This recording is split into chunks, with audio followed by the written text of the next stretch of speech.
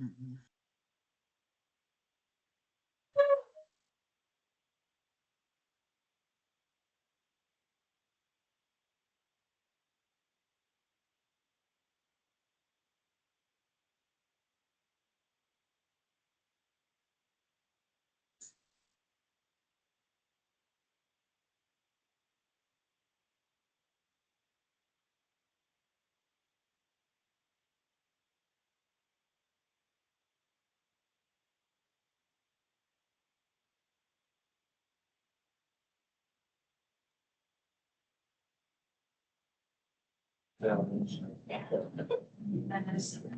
Go to this PowerPoint and then go back to Teams, I'm sorry. Teams. And sharing the-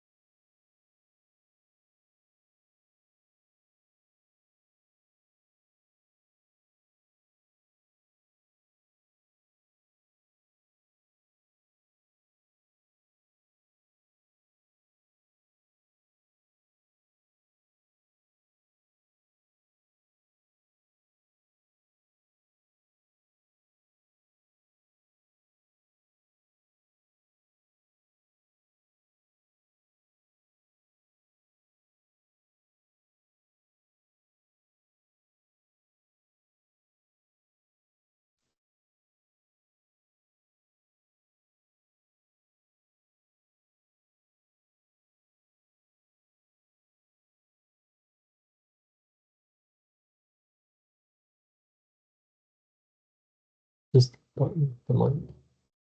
Just hit that.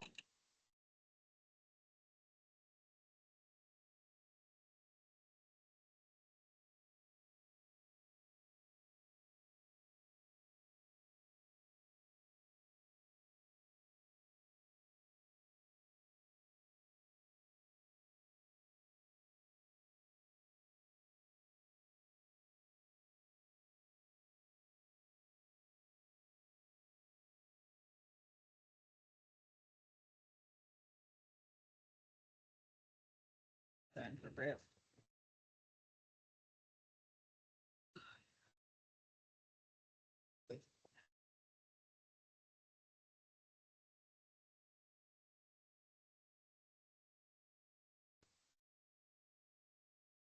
Hey, oh, it's your mic.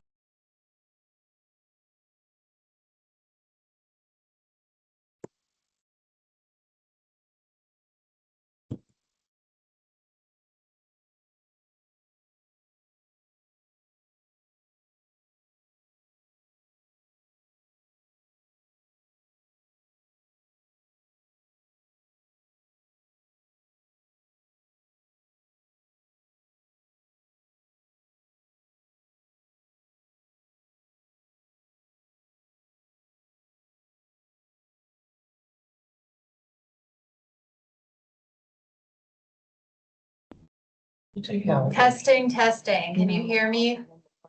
Someone put in the chat if you can hear me. Yes, I can hear you. you. Wonderful. Thank you so much. Apologies for that. Let's go back to this screen.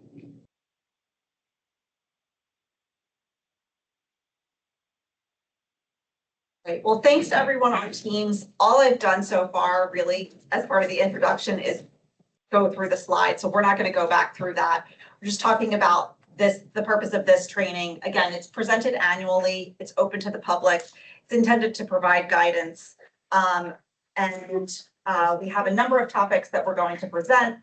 That includes FOIA coordinators' duties and responsibilities, FOIA petition, responding to requests for public records, calculation and development of fees and what that looks like, open meetings, public comment, executive sessions, virtual meetings. And then we will have a panel of FOIA coordinators who can answer some questions and talk about some situations that they encounter. And then we'll look at judicial and AG opinions regarding FOIA over the last 2 years. Again, all of that information is also found in the manual, and this is intended to be just an overview of that. So first, we're going to start with FOIA coordinators' duties and responsibilities, and we have Deputy Attorney General Dory Cole.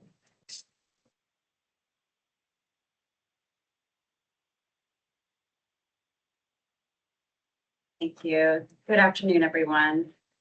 We're going to start off by discussing the overall duties and responsibilities of the FOIA coordinator, and we'll mostly be focused on section 10,053. So first off, all public bodies must designate a FOIA coordinator who serves as the point of contact for citizens requesting public records. The FOIA coordinator must be listed on the public body's website, and the name and contact information should be sent to the DOJ. There's also a list of the state FOIA coordinators that's available online, and that's the link to that list. That doesn't include the non-state entities, but for those FOIA coordinators, you should check their individual websites. And if there's any change to the information, the public body is to update the website and the DOJ within 20 business days. And this next slide is just our public service announcement to please check your website after this training and send us an email at our email address, opengovernment@delaware.gov. If you need to make any updates to your FOIA coordinator information. So what are the main duties of the FOIA coordinator? The primary duty is processing all FOIA requests from start to finish, which begins with tracking the requests as they come in, assisting requesters who may need help figuring out what records they're seeking, coordinating with internal staff to locate records and provide a response. The overall goal is to foster cooperation with the requesting party and the public body. And that last bullet point, that is another major responsibility, which is maintaining the log for tracking all FOIA requests that come in. The statute is really specific about what needs to be addressed on the tracking sheet.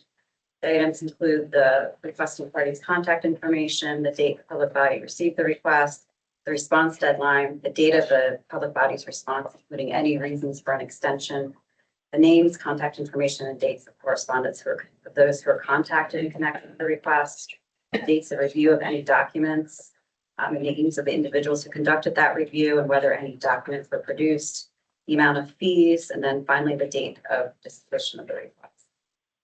And everything on this list has to be included. And if you need a sample FOIA log, the policy manual has one in Appendix B. And then just one final item that I want to mention about the FOIA log is that the log itself may be requested by a citizen through FOIA.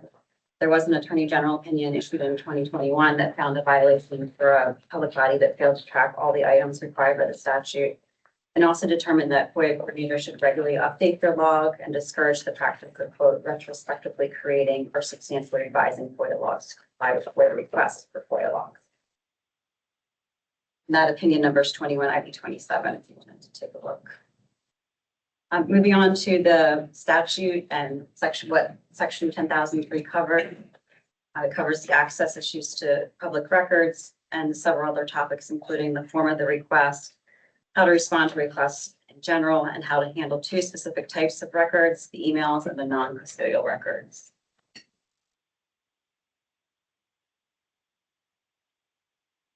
The statute also identifies what records are exempt from public disclosure, discusses how to provide access to the records, and talks about the fees that can be assessed for searching, copying, and producing records.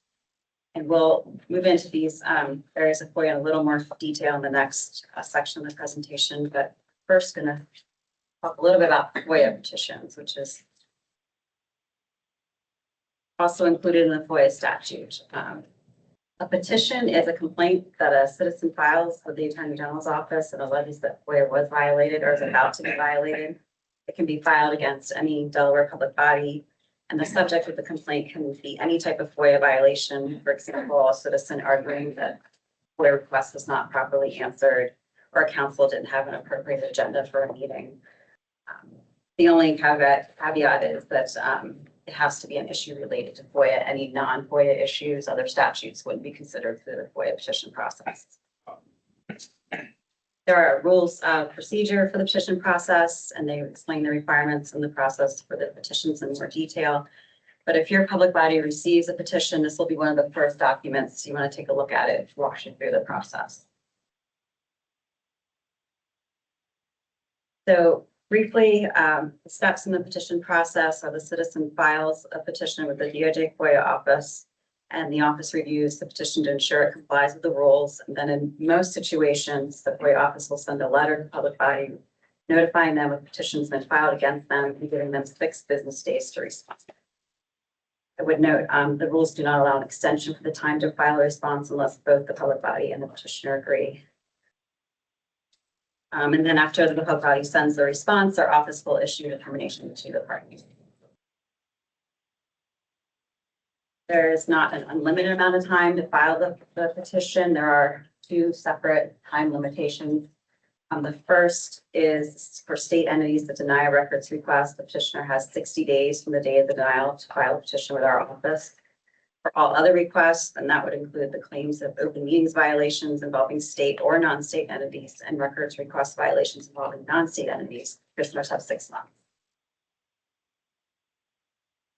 And then after an Attorney General opinion is issued, it's posted online, and this is the link to the webpage where all the Attorney General opinions are posted. It's a great resource if you or your counsel would like to research a FOIA issue. The opinions are arranged chronologically, and the webpage can also be searched by keyword. So that's the basics of the process. The final topic we're going to cover is when a public body receives the petition, how does it prove it complied with FOIA? And there's been a major change in FOIA law in the past few years. There's been a series of cases involving Judicial Watch and University of Delaware. And one of the main principles resulting from these cases is that most of the time, the public body is going to need to provide an affidavit with sworn statements that detail how they comply with the FOIA law. So the answer to the question on this slide is in most cases, yes, you are going to have an affidavit with your response. These are a couple of the major takeaways from the Judicial Watch case. They involved several claims about a records dispute, including a claim the university failed to properly search its records and failed to meet its burden of proof. And even though the university is exempt from parts of FOIA, the case offers some general guidance that all Delaware public bodies can apply. The first is that when a public body is required to search for records. So the standard they set in that case is when it's not clear on the face of the records that they are not subject to FOIA, you must search for the records. An example of clear on its face would be a citizen looking for a list of books that somebody checked out from the library. The public records identifying the patron and what they checked out are exempt from FOIA under 10,002-012. So there's no need to search for that document. It's clear on its face. It's not public. And when a citizen files a petition against a public body it believes violated, it's the public body's burden of proof to show that it complied. So that means if the response to the request is challenged and the records are not clearly exempt from their face, you would need to produce a detailed sworn affidavit with a statement of the steps you took to perform the search and the outcome of the search. General or unsworn statements won't be sufficient to meet the standard. And one final note, even though the Judicial Watch cases involved a records dispute, the court's discussion implies that all factual representations, including those about an open meetings violation, would need to be sworn in affidavit.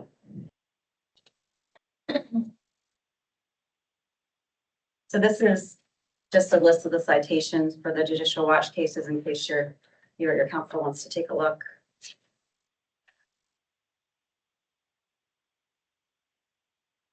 And finally, we're just going to go over a couple of drafting tips when you're working on an affidavit that involves a document search. That's the most common claim we receive, is that the public body did not do a complete search. So these next couple slides, we're going to talk about how we produce an affidavit for that. So the first tip is to not repeat the standard. It's fine to do so, but that won't be enough on its own. It's best to include as much detail as possible. Think about the who, what, when, where, and why. Who did you ask for the records? When did you ask? What type of records were reviewed? Where did you search? And why did you search there? Overall, the goal is to show you conducted a search that is reasonably calculated to uncover the responsive records. You want to prove where the records are kept and how those locations are searched. So these next two samples involve, again, a record search. In this first case, the requester was looking for complaints about a property. And this comes from Attorney General Opinion 24 IV 37. The assistant director in the relevant department described where the complaints would have been kept. And they said they reviewed this repository and the permit files and found nothing. They contacted another staff member who would have received this type of complaint, and so found nothing. So this sample addresses who searched, what was searched, and why. They tell us the results of the searches. And this isn't the full affidavit. They also did address the when these inquiries were made. So this is a good example of a detailed description. The second example, the request was looking for communications between the members of the committee and some third parties. Communications are not exempt on their face. The affidavit was from the chair of the committee who tested all responsive communications had been provided. This is an example that's too general to meet the standard. We know who is involved, but we don't know if other members were asked to search, when they searched, and what records were reviewed. So those are two examples, and depending on the claim, you have to adapt the affidavit to whatever your specific facts were, but these are two examples from a document search issue. And that's the end of the FOIA petition section. So just to quickly sum up, if you receive a petition challenging your actions, you want to look at the resources we talked about and consider early on if you would need an affidavit, because in most cases you will need an affidavit. Next up, we have John Tarburton for responding to requests from public records.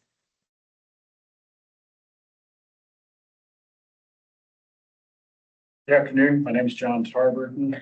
I'm a Deputy Attorney General. I work for the Department of Justice in Delaware. I'm assigned to the Office of Management and Budget, specifically the Division of Facilities Management. My client builds buildings, leases commercial office space, and is involved with a great deal of contract law and construction around the state. For the next slide, there are FOIA policies which all agencies are supposed to have. Delaware FOIA statute requires that all public bodies adopt a policy. These were originally form templates that were prepared by the Department of Justice. And if you look at the policies that are posted in the administrative code, you will see that they're very similar. They appear to have all come from the same source. That's because they did. Your agency's policy, or if you represent a municipality or you work for a school district, it may not look like everyone else's policy. It may look different. There are some agencies that have more elaborate response requirements, especially if they involve federal funding. They may have to comply with the U.S. government's FOIA policy as well. Make sure you read your policy to make sure, first of all, that it exists. There are some agencies that don't appear to have their FOIA policies posted in the administrative code. I count 29 of them. And also to make sure that it isn't in derogation of the FOIA statute. That would be something that you would involve your Deputy Attorney General or an attorney with in making that determination. Also, there are some agencies that have standards which aren't posted as regulations. And there are some agencies that have regulations that may not realize they have a regulation and they use a standard. So make sure your policy is posted among the other regulations of the administrative code. FOIA requests cannot be denied solely because it is inconsistent with the form that was used. The Department of Justice developed a form that is used to request for information. FOIA requests can come in many different forms. It isn't unusual for someone to send an email or other correspondence asking for information that doesn't comply with your agency's portal where you ordinarily receive FOIA requests. In my agency that I represent, that frequently happens, where someone asks for information as they're asking for something else. So just because it doesn't arrive in the form that you expected doesn't mean it isn't a FOIA request and shouldn't be responded to. A FOIA policy may waive some or all administrative fees just because you're entitled to charge a fee to see if there are responsive documents that will be to. I looked at the FOIA policies that are posted in the administrative code. I didn't see any that do waive that, but you do have the right to do that.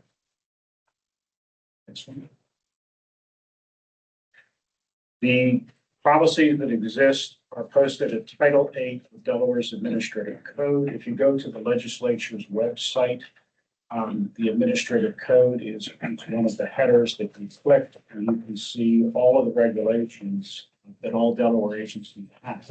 And if you go to Title 8, you can see them here. As I said, I count 21. It may be that some agencies have their policies in other locations. Note, for example, my client's regulations, the Office of Management and Budget, most of theirs are under the Department of Labor for some reason. So you can see OMB is number 1501. So as I suggested earlier, find yours, read it, make sure you understand what it says. And then we get to the definition of what a public record is. And it is an incredibly broad definition. Information of any kind owned, made, used, retained, received, produced, composed, drafted, or otherwise compiled or collected by any public body relating in any way to public business or in any way of public interest, or in any way related to public purposes, regardless of the physical form or characteristics by which such information is stored, recorded, or reproduced. That is a very broad definition. Almost everything starts off as a document of some form, either electronic, paper, stored in a database, it can be an Excel file. Almost anything starts off as something that, if you can find it, that it may be something that you would have to produce if it's requested.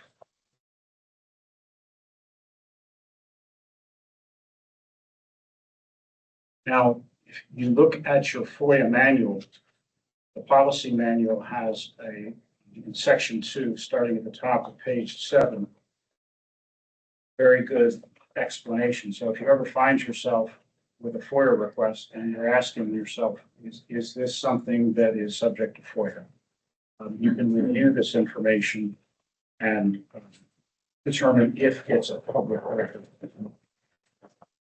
It goes on to the top of page 10. It must either be a paper form, electronic form, that can be emails, Word documents, or databases. The format of the record does not matter. The record can be provided to the requestor either by making a copy of the document available. You can also make it available to the requestor at your location. You don't have to provide a document to them by email. If you can do that, FOIA suggests that you do that, and it may be the quickest way to get the information to the person who's requested it. You don't have to create a record that does not exist. A lot of times FOIA requesters will ask for information and they want it provided to them in a certain way. Well, if you have to create a document in order to provide it to them, you don't have to do that. You can make it available to them. You can also provide an electronic document in electronic form. There was a case, you're in a Genserick v. Newcastle County Government. It's 25-IB 45. It was just this past year that emphasizes this. Request for an explanation is not a document request. Often the FOIA requester will ask for the reason why something does or does not exist. You don't have to tell them the reason why. You have to have a responsive document in some format that you provide to them. Sometimes they'll ask for statutory citations to show where in the law it says what you're describing. You don't have to provide statutory citations.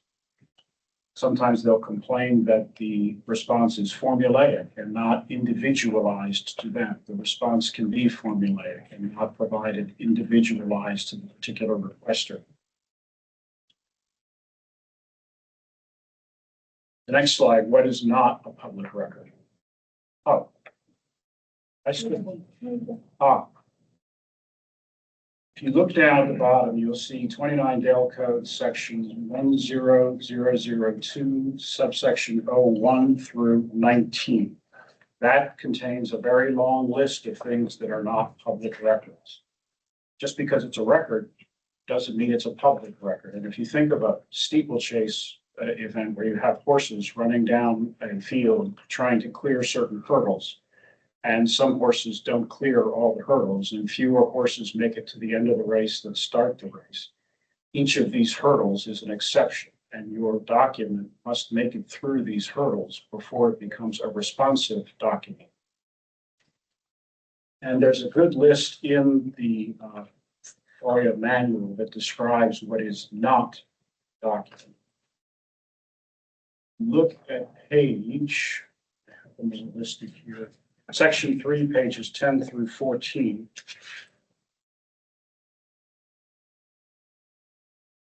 Personnel files, for example, are not responsive documents. Files created as a condition of an employee's employment with a public body or relating to their status and performance as an employee. You don't have to provide that. Medical files, files containing an individual's medical information. There are also other laws that sometimes prohibit you from sharing the information. In this case, HIPAA would stop you from sharing medical information, even if FOIA doesn't specifically say you can't share it, or it doesn't prohibit you from doing it.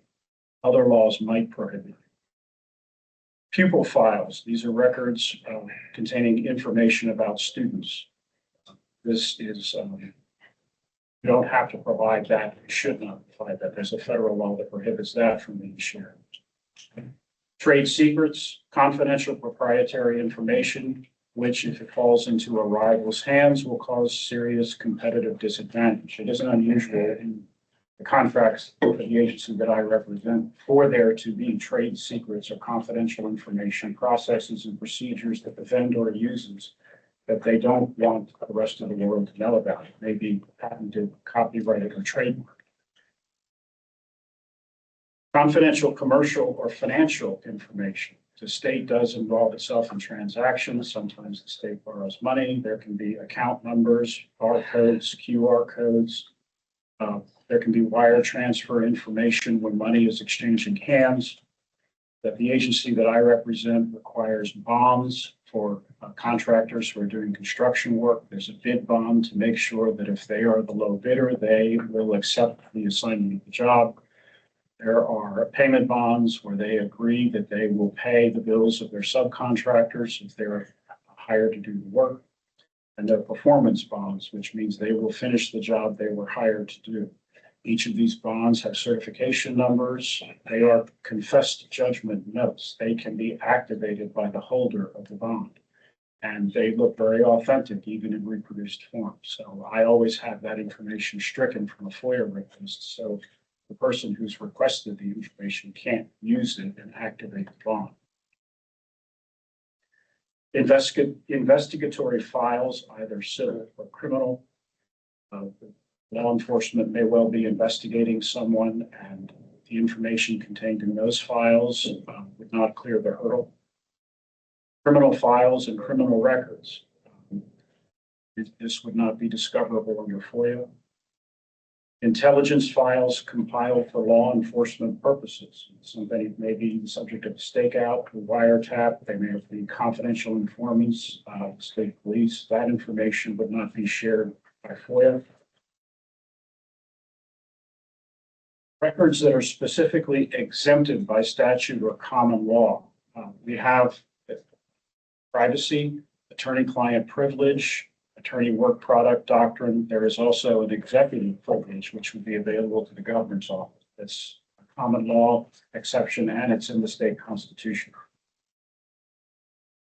Records which disclose the identity of a contributor to a charitable organization where that person has asked not to be identified, that would not be discoverable under FOIA. Records involving labor negotiations or collective bargaining, not be discoverable. The next one, records pertaining to potential litigation that are not records of any court. When you litigate, when lawyers are suing or are being sued on behalf of their clients, there is this gathering, it's this hunting and gathering event called discovery, where you use requests for production of documents, interrogatories, and requests for admissions to gather information. FOIA can be misused for that purpose, and it is clear in the FOIA statute that FOIA is not supposed to be used for pretrial discovery. There is a two-part analysis that would be done by an attorney for you. Number one, the litigation has to be likely or reasonably foreseeable, and there must be a clear connection between what they're asking for and the lawsuit. If there was litigation occurring and someone wanted to have a copy of, say, the name tag around my neck, that may or may not be discoverable by FOIA, but the fact that I'm involved in litigation with that person's client may mean that it would not be excluded as pretrial discovery. Records of discussions held in executive session during meetings, provided that the discovery isn't unduly delayed. Eventually, the reason for the executive session tends to expire, and at that point, the FOIA request could be honored, but before that, it would not be. Permits to carry concealed deadly weapons.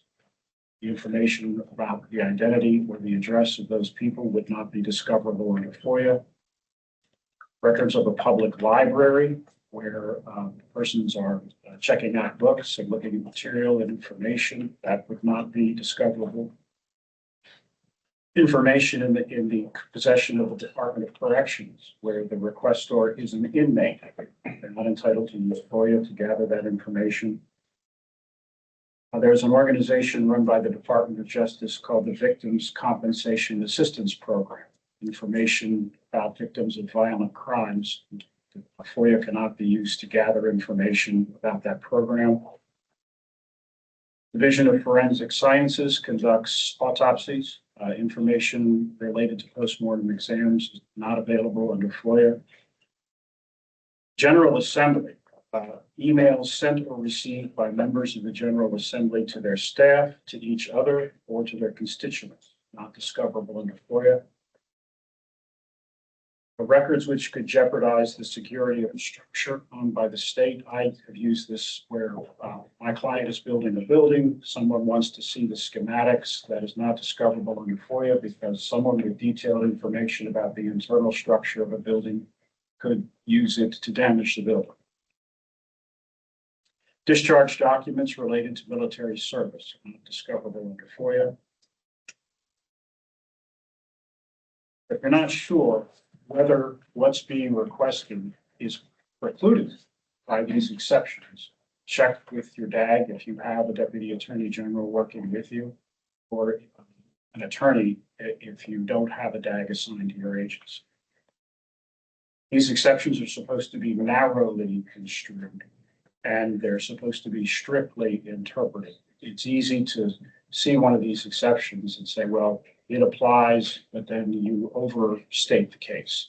You don't want to do that. Make sure that if you're relying upon one of those reasons not to provide a document, that it squits fairly within that document's description.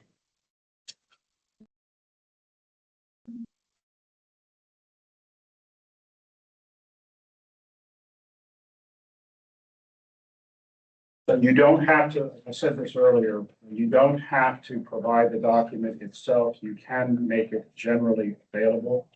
And you do not have to answer questions or create documents if they're posed. The purpose of FOIA is to make available documents that people have requested.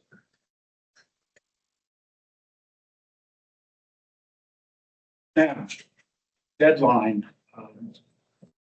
I think a lot of people see the 15-day deadline and assume they have 15 days to respond to a FOIA request. The rule is it's made available as soon as possible, but no later than 15 business days after the receipt of the request.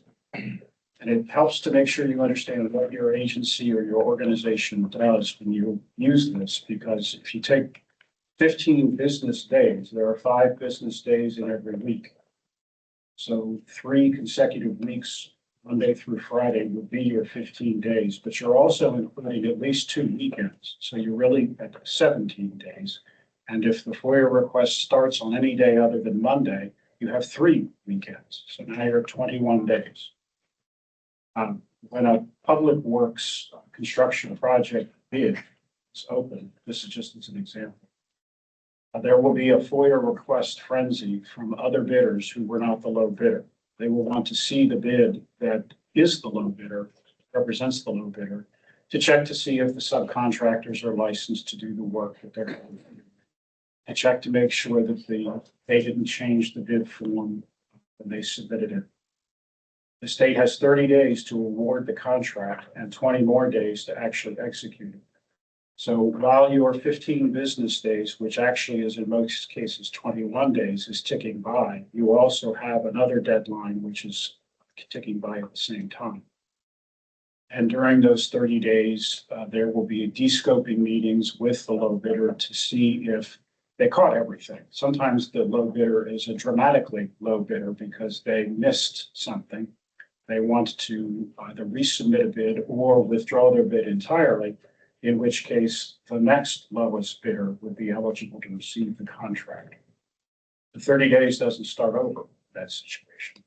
So you're just make sure that as your FOIA deadline is ticking by, that other deadlines that are associated with whatever the FOIA request was about aren't also going to be complicated by the fact that you may be taking longer than necessary to respond.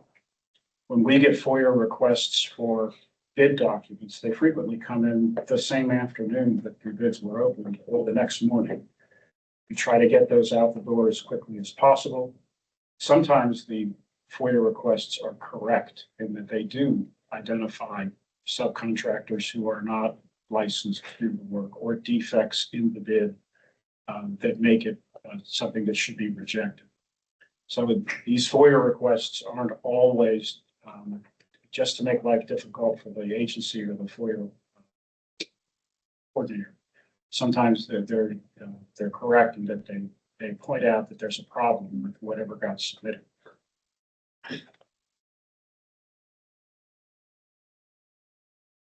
So when you have a response, there are 3 acceptable responses to any FOIA request. 1, granted. Whatever the requester has asked for is either going to be provided or it's going to be made available. 2, denied, either in whole or in part. Sometimes there are several things that have been requested, some of which don't clear the hurdles in their steeplechase. So some of what they've asked for, they cannot have, but some of what they have asked for, they can have. You have to give the reason for the denial. You don't just say, sorry, we're not going to give it to you. You have to explain why. The third one, additional time is needed because what they've asked for is voluminous. There are lots of documents that have been requested, or an attorney needs to review them, or these documents are in storage in paper form, or they're archived and need to be retrieved. You can ask for additional time. Make sure you do that before your 15 days have already passed.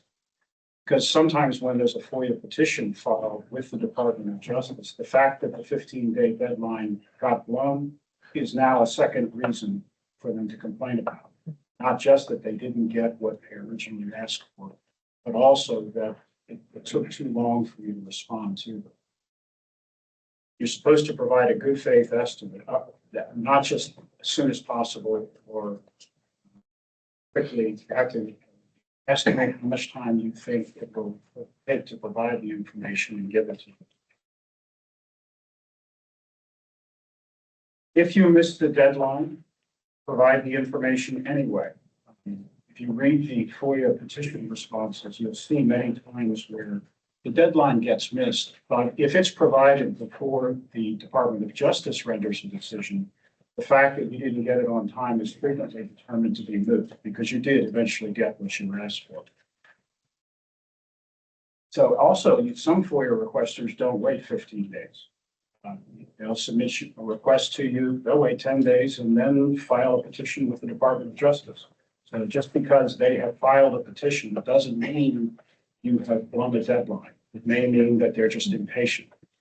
Also, they can file a petition if they anticipate that FOIA is going to be violated. Often they'll see an agenda posted by a town council and read it and realize that that's incorrect. There's going to be a FOIA violation 2 or 3 days from now. So they'll file a petition before the meeting even occurs. So just because they've already filed a FOIA petition doesn't mean you don't respond. Now, there is an obligation to search the files. And part of what Dory described earlier is an affidavit requirement that now exists where at the other end of this, you're going to have to explain what you did to try to find the documents that were requested. So sometimes I see certain agency personnel, they'll just say, well, we don't have anything.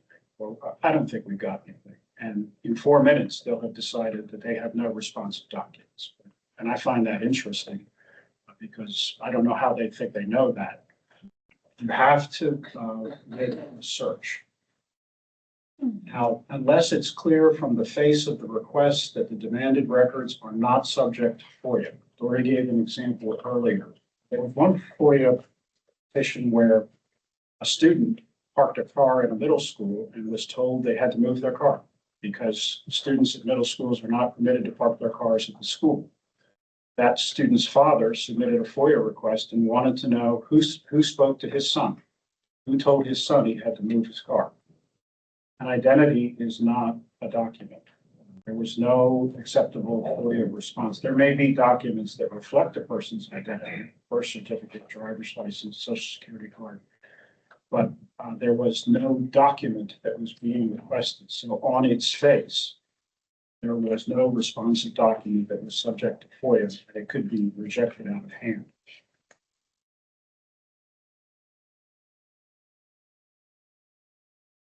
If you need additional time, the earlier slide described the 3 responses that you can give to a FOIA request.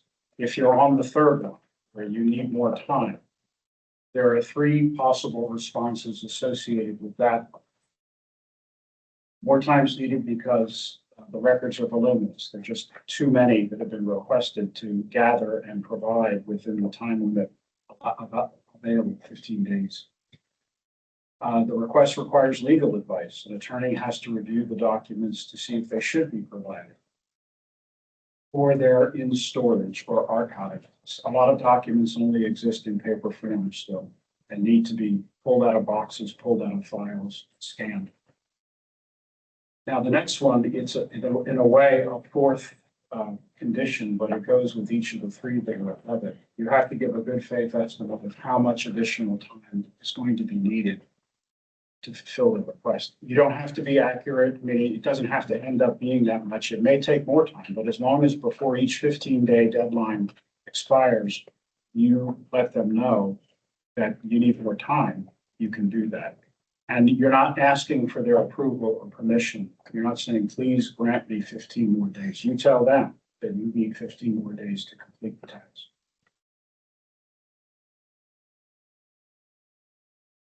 Requests for emails. Now, a lot of requests are for emails. These exist in electronic form. They're not looking for a particular document that would exist in paper form or in some other, as a Word document. You're supposed to try to grant the request. You're supposed to do an internal search without involving a professional who would charge to perform the work. There would be someone who you would identify at your agency or organization who would probably have the emails that would be responsive to the request. Ask that person to run a term search. Often the FOIA requester will provide the terms they want searched as part of the request. If you can't find it, then you would, and if you're a state agency, you would involve the Division of Technology and Information, but they charge for searches of emails. So you would have to get an estimate from them as to how much it would cost, provide that estimate to the FOIA requester and give them a chance to decide if they want to pay a few $100s, or usually is what it is, to receive these documents. They may modify their FOIA request after they see that. They may decide not to do it at all. They may say, well, I don't need everything I requested, just give me the following documents or certain amounts of information. Next. Suggested steps to provide responsive emails. Like I said, identify the person who you think is most likely to have access to the information. Ask that person to conduct a term search in their emails to see if they have responsive documents or emails. If you can't find a person connected to the request who might like emails, there you usually have an internal IT person at your agency who is not DTI. Try that. And then as a last resort, go to DTI, or if you're not a state agency, hire someone to do the search, but make sure you give the FOIA requester the chance to review an estimate to see if they want to pay. Don't just give them a bill for $500 and say, here's what you asked for and you owe us money. That's likely to get a petition filed.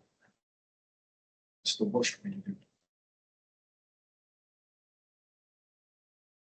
Non-custodial records. Often you will receive FOIA requests for documents you don't have, but you know who does have them. It might be another agency.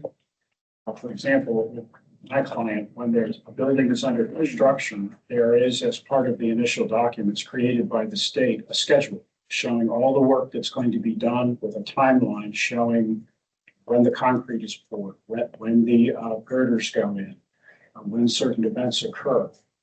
That is turned over to the general contractor who's awarded the contract. They then possess that during construction. It is not a document that my client has access to. It then gets turned back in after construction is completed and it is used as part of the closeout. But during the pendency of the construction project, my client won't have it. It won't be a public record and they won't have access to it.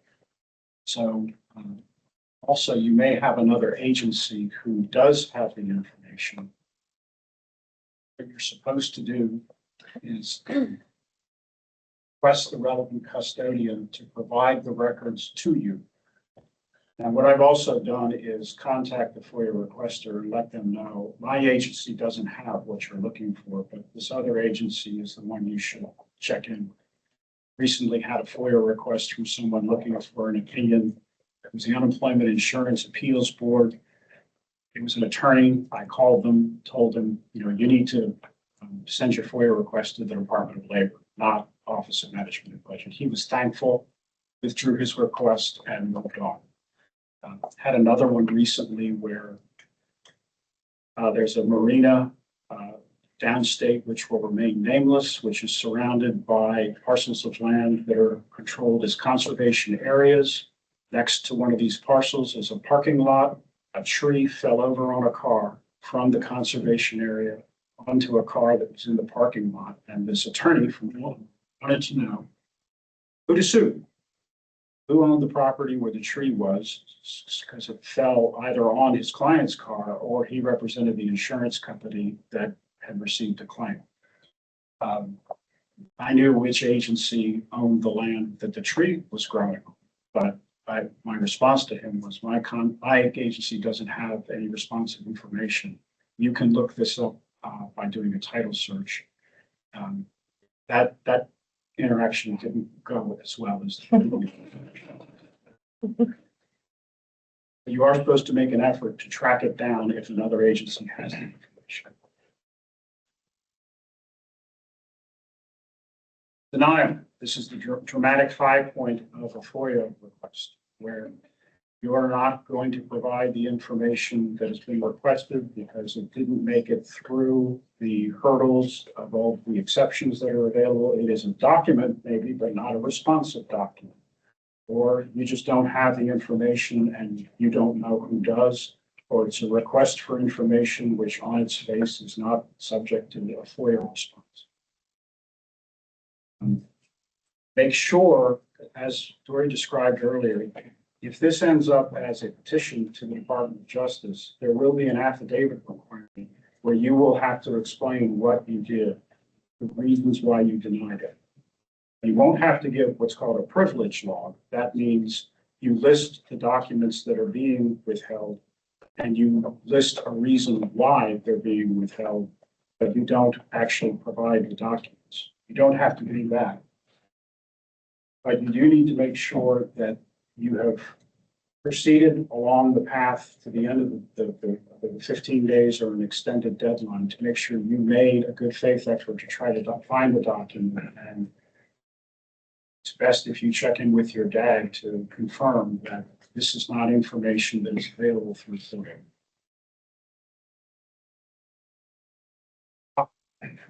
And now it's Joe's turn.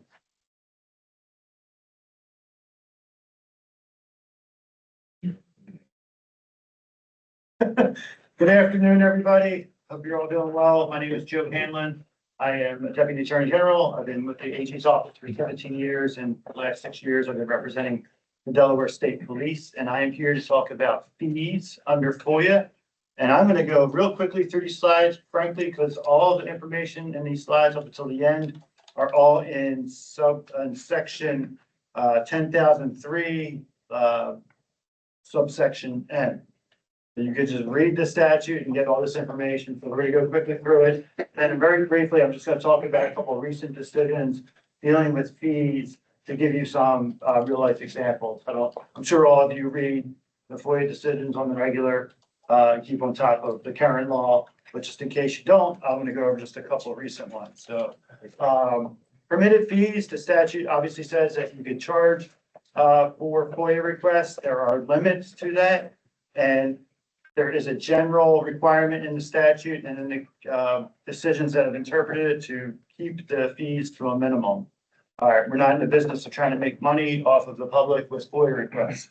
So FOIA is the default where the code and local law is silent, which means for those of you working with municipalities and non-state governmental entities, you can actually adopt a different fee schedule in your codes and in your policies. You're not beholden to the statute.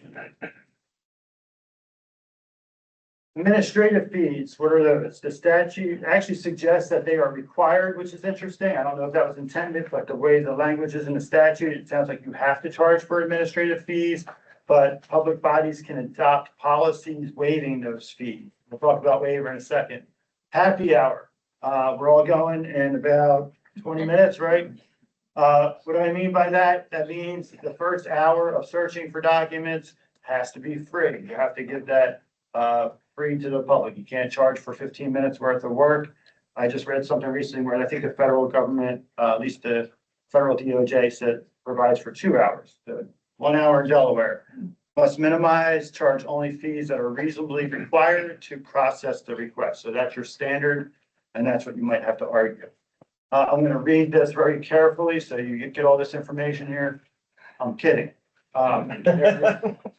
20 pages for free, right? You can't charge for the first 20. Yeah. And then you have your other very specific charges that you have if you don't have a separate fee schedule.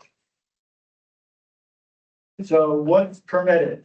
Time spent processing the request, identifying the records, because sometimes you'll get requests for a topic. I want all records that relate or pertain to MAGA, right? It's not a specific request for a document, so it's gonna take a lot of time trying to figure out what records could pertain to that topic at this agency, and that could be a lot of time. Monitoring file reviews, that is expressly permitted. Generating computer records, whether electronic or on paper. You have to bill by the quarter hour and the hourly rate of the lowest paid employee capable of performing the service. We'll talk about a case that interprets that. And that's usually a bone of contention where you have someone higher up in the organization doing the search. And the person complains that, hey, you got someone else that could do this that gets $20 an hour, $15 an hour. Legal review, big misnomer. For those of you who have not had this training before, this is not limited to lawyers.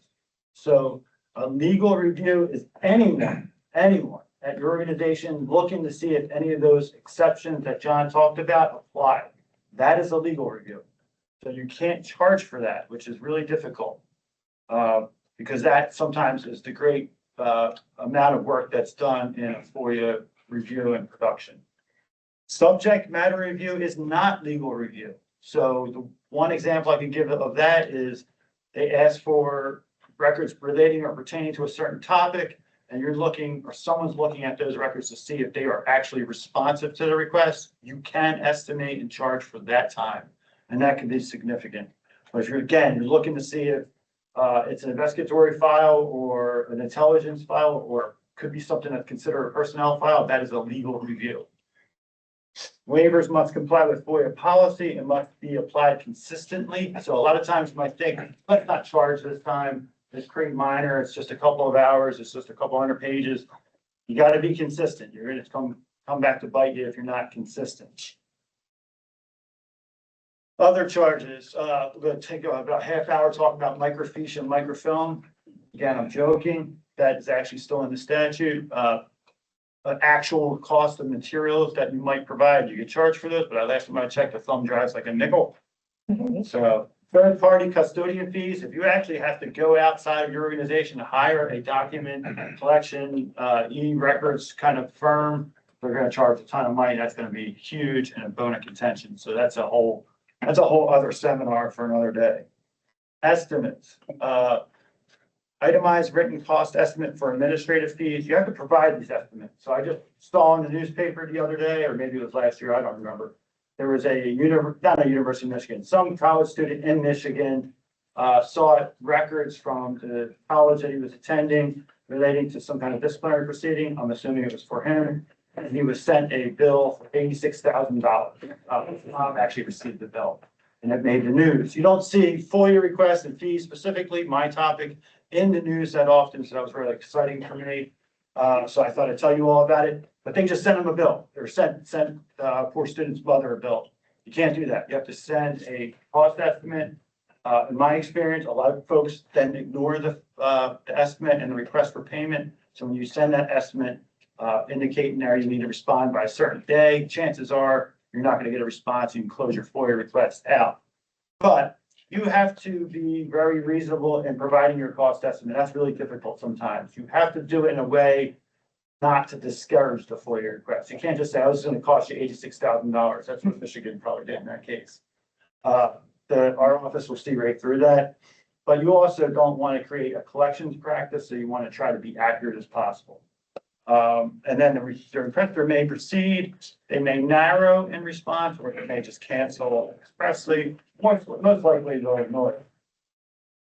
Advance payments, kind of just said that, may require payment of some or all. If the estimate actually, I can't believe the statute actually says this, but if the estimate actually exceeds the actual cost, you're required to refund the difference. That should go without saying. All right, so just a quick summary, not for the first 20 pages, and don't forget your happy hour. Ensure the fee collection practice complies with the statute, obviously, and any of your internal FOIA policies. And as you've already heard, you ought to have a FOIA policy. The statute actually requires it. Estimates in advance, and you can request prepayment. So this recent decisions, this is not so recent. This is from the last time I did this last year. More recently, so I'm gonna go a little rogue here and go off script. There was a decision just last month, where the News Journal sent a request to Dover for salary information. A lot of times you guys see our salaries and the state salaries in the newspaper, but the News Journal was seeking Dover's salary information. And they received, an estimate of $8.68. I'm not making this up, to retrieve the 2024 database, giving 30 minutes for free. So that was a no-no. The estimate was paid. The News Journal paid the $8.68 and was given a report with all the information they asked for, except for overtime and bonuses. So they sent a second request seeking that information, and then they were given a $511 estimate. They explained that the information was spread across multiple databases, and it was not in a single report, and compiling it would take, quote, time and manual calculations. They argued that this was improper because because they paid the first estimate, and then they were told they were not getting this overtime and bonus information. They also argued that the $511 was excessive, and then Dover didn't respond to the petition, so our office had to write an opinion without the other side's response. So there wasn't a lot of analysis in the opinion, but it did find that Dover did not appropriately communicate regarding the cost of the first request, meaning if you're going to charge for your provided estimate, you also should indicate, oh, and by the way, you're just getting half of what you asked for. In February of this year, the ACLU sent a FOIA request to Seaford School District and sought 10 categories of records and data relating to the district's English learner programming. They were provided a $392 estimate, and then they sought more information. They were told by Seaford that it was going to be, the breakdown for $392 was 6 hours at someone who was a supervisor of instruction, who charged $65 an hour. So to give you some context, $65 an hour for this person to work for 6 hours.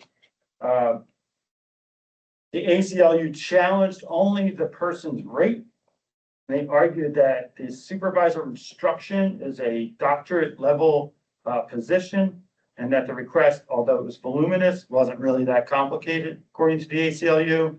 And the district responded with a human resources affidavit and said that it's not a simple report to run, quote unquote, stating the information is not simple to access, and there must be, this is all quotes, must be sorting, de-identification, and disaggregation. Because they provided that affidavit, our office held that it sufficiently supported the hourly rate of the supervisor instruction. So if you provide some explanation as to why that person has to do the search, that typically will suffice. January 13th, 2025 opinion from regarding Bethany. FOIA request to Bethany for materials that exist which involve council members or Bethany employees relating to 4 meetings in December of 2023. Also sought correspondence between council and a wind company over an 8-year period. So some information and records were produced saying it took 2 hours, and if more was wanted, it would cost $660, which was 11 hours times a rate of $60 an hour. So similar to the other case. They tried to narrow that request, and there was no response from Bethany. So the petition with our office argued that it was excessive, but our office said, once you got that estimate, once you got that request to narrow the request, so the estimate should come down, you had an obligation to respond. So there's got to be a back and forth. So that's where Bethany got dinged by our office for that one. So the other two from last year, if you didn't do this training last year, 2-step process is okay. So we've done that sometimes where we get requests for information or records that include emails. We'll go to DTI, we'll give them some terms. They'll say, well, this will cost $400. We'll provide that estimate to the requester and say, this is what's going to cost. This is the minimum of what's going to cost. If you want us to proceed, there will be additional charges, because once you get those emails back from DTI, there may be a subject matter review. The emails could be very voluminous, and then there could be a lot more time required. So as long as you make that clear this opinion upheld this two-step process. So I think that's important. Can charge for redactions, but not legal review, meaning if you're redacting for HIPAA is a statute, and subsection 6 exempts common law and statutory rights and privacy, so that would apply. So if you're redacting, that's fine, but if it's for legal review, then you can't charge for that. This Rich Abbott LDOT decision, it was 5 hours, $200 cost estimate for tab sheets that included project names, numbers, parcels, areas required. It was a voluminous request. The records weren't in a central location, and the affidavit explained everything about who had to do what and why, and I believe that was upheld. So that's another example from 2022. I would just add one additional thing. I'd be a little bit remiss in not letting you know about a recent court decision that had to do with fees in a different context. As some of you know, if there's lawsuit filed over FOIA dispute, the prevailing party can obtain attorney's fees, which for non-lawyers here, that means it's an exception to the general rule that everyone pays their own counsel fees. So FOIA is an exception to that general rule. So if there's a lawsuit filed, the prevailing party can get fees, which is somewhat unusual. And there was a dispute recently where in these FOIA petitions to our office, they can then be appealed to the Superior Court.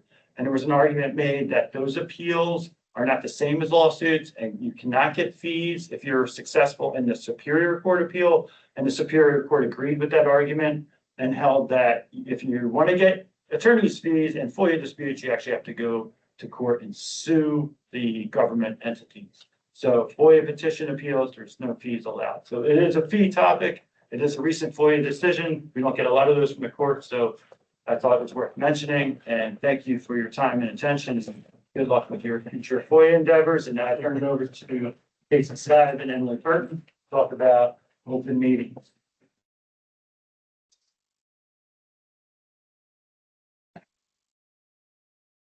Joe forgot to mention that he won that case. I'm Deputy Attorney General Jason Stive. I have been at the DOJ for more than a few years. My primary client is the Office of the State Treasurer. I'll call a body of one. You may not be familiar with that term, but underneath the Office of State Treasurer sits two boards, the Cash Management Policy Board and the Plans Management Board, and those entities are subject to the open meeting requirements, which we're going to turn to now, shifting gears completely. I'll introduce my partner. Yes, I'm Emily Burton. I have been with the Department of Justice for less than a few years. And I represent elections in Delaware, the Commissioner of Elections, the Department of Elections, and the Board of Elections.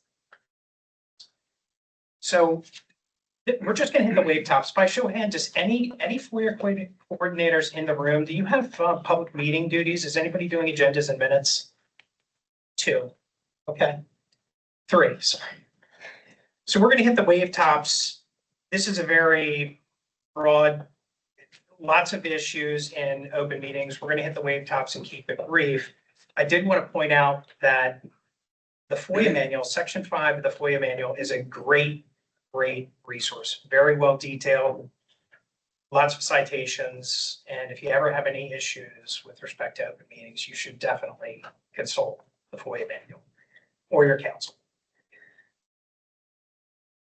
Okay, we're going to start with an overview of the open overview. Don't let you interrupt. So we're going to start with an overview of open meetings. The statute seems pretty simple. All meetings of a public body must be open to the public unless specifically exempted by FOIA. Well, first off, what does it mean for something to be open to the public? Surprisingly enough, that's something you can fight over. It means that the public needs to have practical access. There needs to be enough space for the people who are going to want to attend. If you say it's available online, it needs to actually be available online. There are statutory requirements that your meeting, either your in-person meeting or if it's a virtual meeting, your anchor location needs to be in the geographic area that your meeting is being held in. And the people there need to be able to see and hear what's going on. And this is something I'm going to mention a few times in the statute. At the beginning of the meeting, we pointed out that the idea behind the FOIA statute is to allow the public to see how public bodies are conducting their business. And if you're thinking about open meeting requirements, it's really helpful to keep in mind that the purpose of each of these requirements is making sure that people can see and hear how business is being done if they want to. So what is a meeting?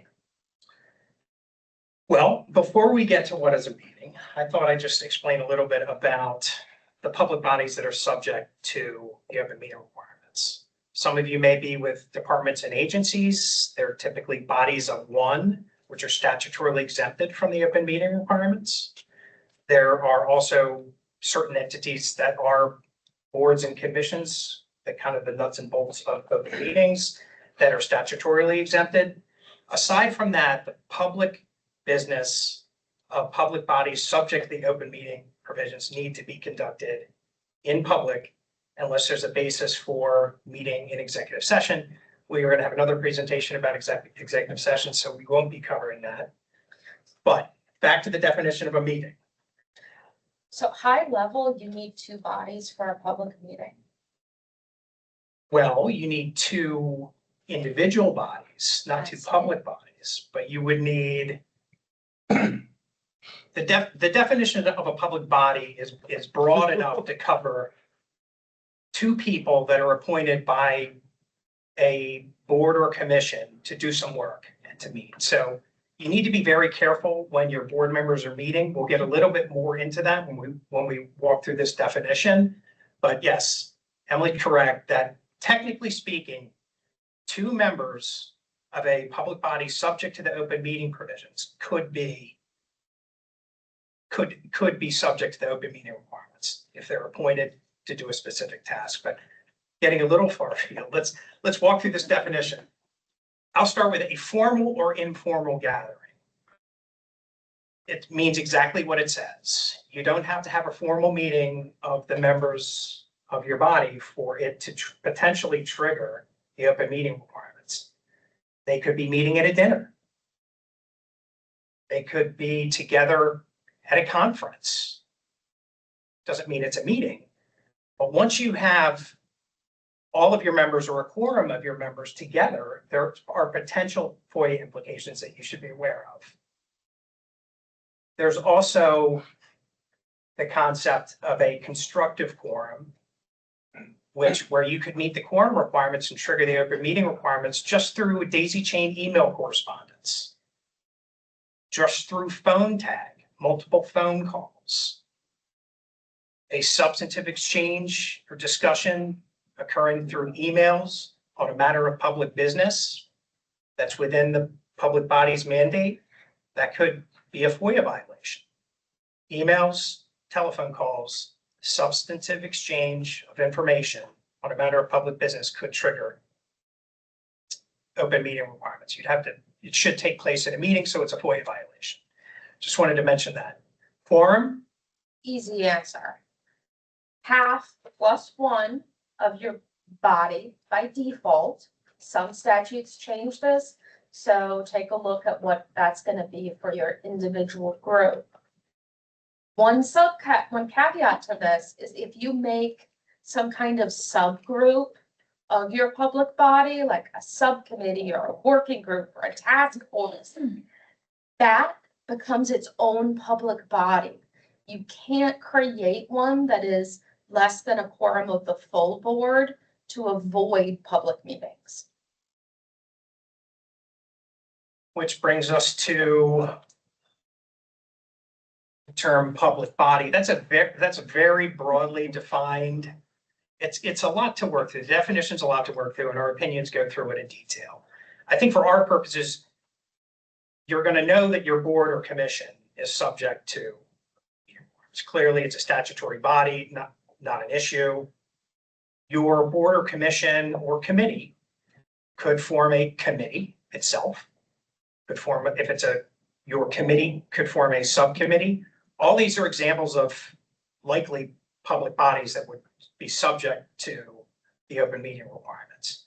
You have a quorum of the members of a subcommittee that are meeting to talk about public business, and you have potential FOIA implications to worry about. And you trigger this meeting concept whether or not you're making a decision. So it can be an open meeting if you're just gathering information. There's an opinion where a type of task force was formed with one member of the public body and a number of members of the public to gather information, and that needed to comply with open meeting requirements. If you're just discussing things, you still have an open meeting. If you're taking action for the purpose of public business, that's sort of your core open meeting requirements. And you need to be doing that in a public meeting too. One thing that might trip some people up is this includes if you're receiving legal advice. You don't get out of the open meeting requirements just because you've got a lawyer there. Final word there, I'm not sure we actually read the definition, but we're getting to the end of it. This is again, the definition of a meeting, a formal or informal gathering or quorum of the members of any public body for the purposes of gathering information, discussing or taking action on the final keyword, public business. That's actually defined in FOIA. It's not just any public business. It's any matter over which the public body has supervision, jurisdiction, or advisory power, control. So it's really whatever's within the express statutory mandate of your public body, which is going to be limited, not just any public business. Next slide, Karen. So if you're gonna have one of these public meetings, you need to provide notice of that meeting to the public. How do you provide notice of it? It depends on who your public body is, but the FOIA statute will tell you in 10,004G. Public notice should go out, if at all possible, 7 days before your meeting, and it needs to have the who, what, when, and where, so that people, again, can show up if that's what they want to do. Further to that point, if you have an agenda at the time that you're posting the notice of the meeting, you should include it. We're going to talk more about agendas in just a minute. I would just interject here. There's one bullet point that's missing here. It actually should replace the third bullet point, which is the concept of a special meeting. Those of you that live in open meetings world are probably familiar with special meetings. They're defined as one that's on less than 77 days notice, but no less than 24 hours before the meeting. You can call a special meeting. The wrinkle is you need to include in the agenda an explanation as to why you couldn't have a meeting on 7 days notice. What I'll say is, can't give you, you should check with your counsel as to whether or not the explanation is accurate and is it sufficient? Because the general rule should be, unless you're not worried about a FOIA violation, you should push it off and have your meeting on 7 days notice, full notice for a meeting. So special meetings. Emergency exception. Emergency exceptions. If it's an emergency, if somebody is in danger, if something is on fire, you can go ahead and hold that public meeting to discuss how you're going to put the fire out. You might have to explain why if somebody feels like there was an open meeting violation, but as long as you're dealing with a genuine emergency, you shouldn't let FOIA force you to put somebody in danger.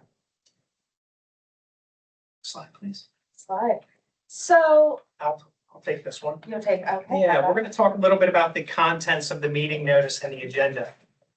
FOIA, when you read FOIA, it sort of draws a distinction between a notice and agenda, but practitioners probably have never filed a separate notice, separate and apart from the agenda.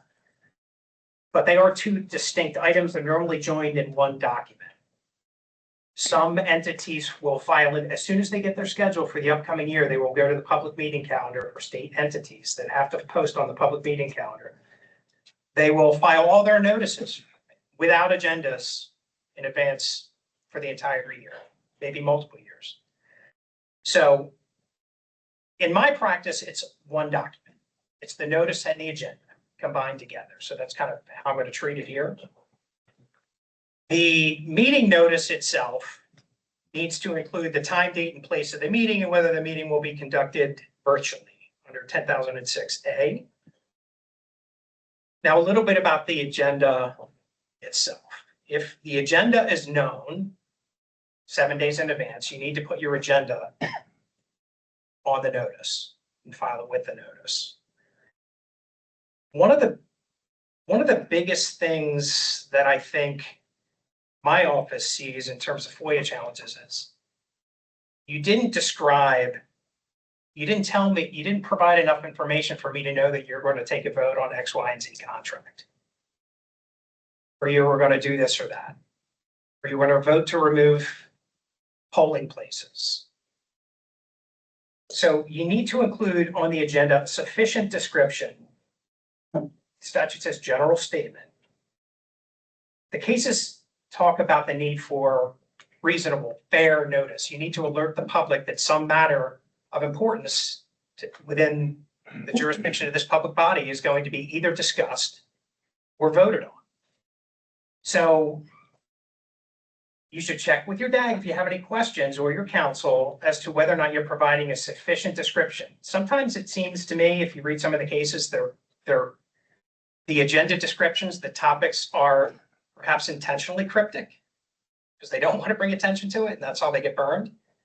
But I think here in the context of agendas, you should probably provide more information to make sure that you're alerting the public that something important is going to be discussed or voted on at the meeting. So in addition to each matter that's going to be discussed or voted on, the agenda should also include, has to include a period for public comment. More about that later. And you also need to indicate if you're going to have an executive session.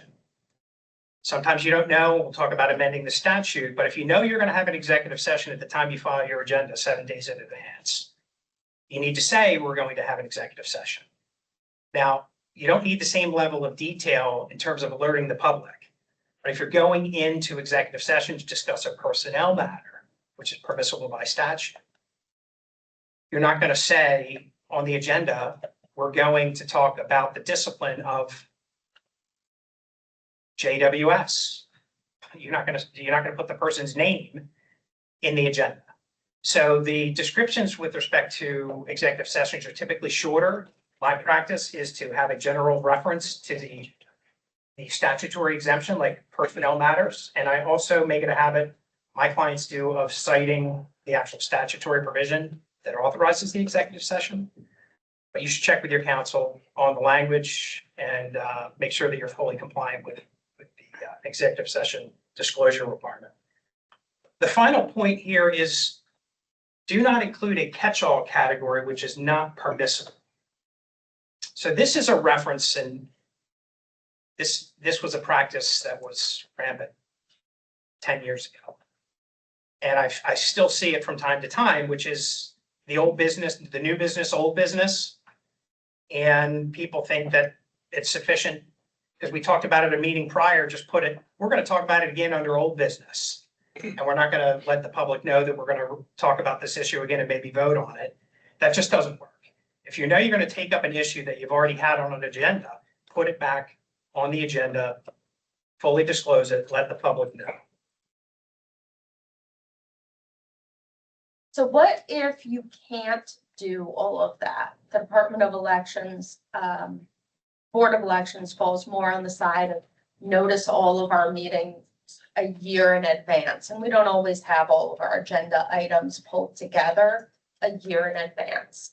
So if you notice your meeting without an agenda, you can add the agenda up to 6 hours prior.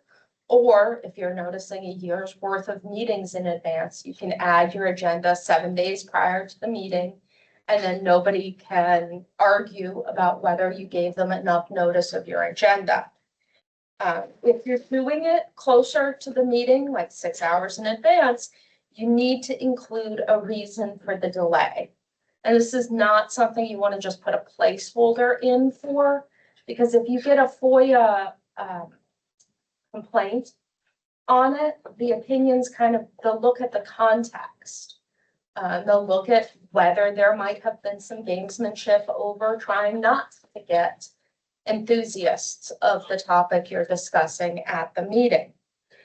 You can also amend your agenda up to 6 hours prior to the meeting if a new matter arises that's going to require immediate attention.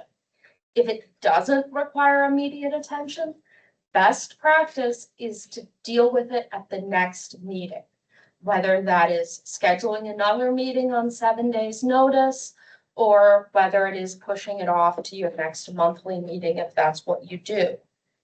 You can also change your agenda during a public meeting to include a new agenda item if it comes up during the meeting and it's reasonably related to a subject of the meeting. But again, when in doubt, if something comes up that maybe it's part of something you've discussed before and noticed, maybe it's not, best practice is to err on the side of saying, you know what, why don't we table this discussion? We'll notice it for our next meeting to make sure, again, that people that want to talk about this new topic will be able to be there and watch you talk about it if they wouldn't have known that it was coming up based on what was in the agenda for today's meeting. Big picture with this agenda stuff, if you leave something off, if you don't notice your meeting, if you don't structure it to give people access to your discussion, there are plenty of opinions making boards go back and do it over, at which point you're going to have more participation and more scrutiny, and it's going to be substantially worse than if you just noticed it right the first time. All right. Final topic is minutes. For those of you that handle the open meetings, I'm sure you love this topic. These are also a document you produce in response to FOIAs. Maybe, Maybe, unless they're executive session minutes. but you can't hold executive session forever. Should we do this in order? Not for Around. You need minutes for every meeting.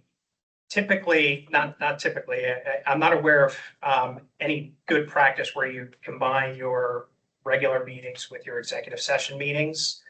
Although I can say that I have seen executive session minutes and draft posted to the public meeting calendar. You should probably not do that. So you need minutes. The real issue with minutes, and this is a decision to be made by the officials that you're working for, the board chair of the board, but it's really not a legal issue is so much as is a practical issue. How much detail do you want in your minutes? There are minimum requirements under FOIA. FOIA requires you record the members present, each vote taken, and each action agreed upon. If the vote's unanimous and you say the motion was approved, that's fine because you know it was unanimous and everybody voted and you know they all voted yes. But other than that, you're going to have to specifically note in the minutes, this person voted no, this person abstained, whatever the case may be.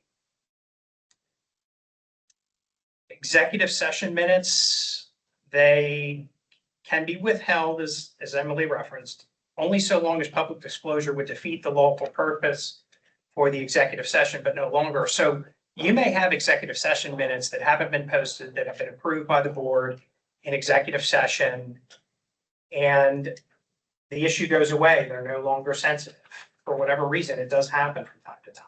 So you may get a FOIA request for executive session minutes and your gut response may be, well, they're executive session minutes, they're exempt. That's not always the case. So you may need to pull the executive session minutes, review them, consult with somebody and see if they are still legitimately withheld as confidential and not subject to disclosure. So I do want to weigh in here on the how much information to include in your minutes. Big picture, the purpose of minutes is to create a record of what took place at your meeting, which can be hugely useful to not just the public who maybe didn't attend, but also the members of your meeting. One of the main ways that a public body can show that they acted with care, or that they took due notice of a concern, or that they considered a factor, is by having meeting minutes that say, the board discussed a factor, the board considered this concern, and the board reached this decision on the back end. So it's really helpful to think about the things that you may someday want to be able to point to a document of, and to include those in your minutes. Yeah, and I would just follow up with, I've seen three basic approaches, none of them wrong. One is detailed verbatim transcript of everything that happened. One is a summary of what happened and the precise language of the motion and the vote. And the other is just bare minimum de minimis. We voted. So those are your general options. And again, my practice has been to take option B, door number 2, and work with the client to come up with a summary of what transpired that's accurate.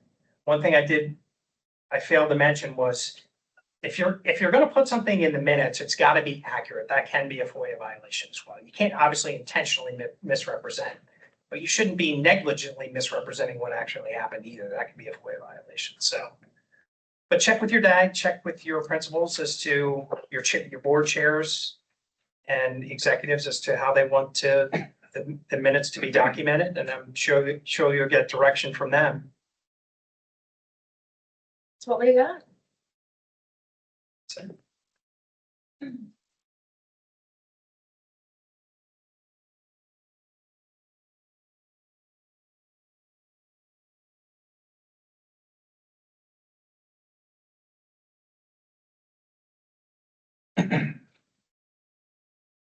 Good afternoon, everyone. I am Deputy Attorney General Victoria Groff. And you have perhaps the unfortunate scenario to be in where you're going to listen to me for the rest of these slides. So the first section that I'm doing is public comment. As we've already talked about, so that's, a lovely picture of someone commenting. Next slide, thank you. So public comment was actually fairly newly added in 2022 as an amendment. Meetings that are open to the public must include an opportunity for public comment, except for General Assembly. So what does opportunity sort of mean?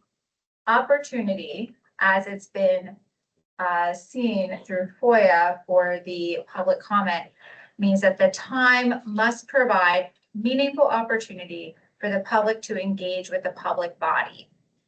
So the public body may impose reasonable time, place, and manner restrictions on the length of the public comment period and the amount of time allotted for each comment. There's a lot of different ways that this can be tried to be boxed in, if that makes sense. And I think my takeaway from all of the FOIA AG opinions is that there are a few, hard and fast rules, and we're going to talk about some of those. But in general, they're going to be looking at everything big picture. So they're going to think about what type of public body it is, what type of comments might be coming in. What is the topic specifically?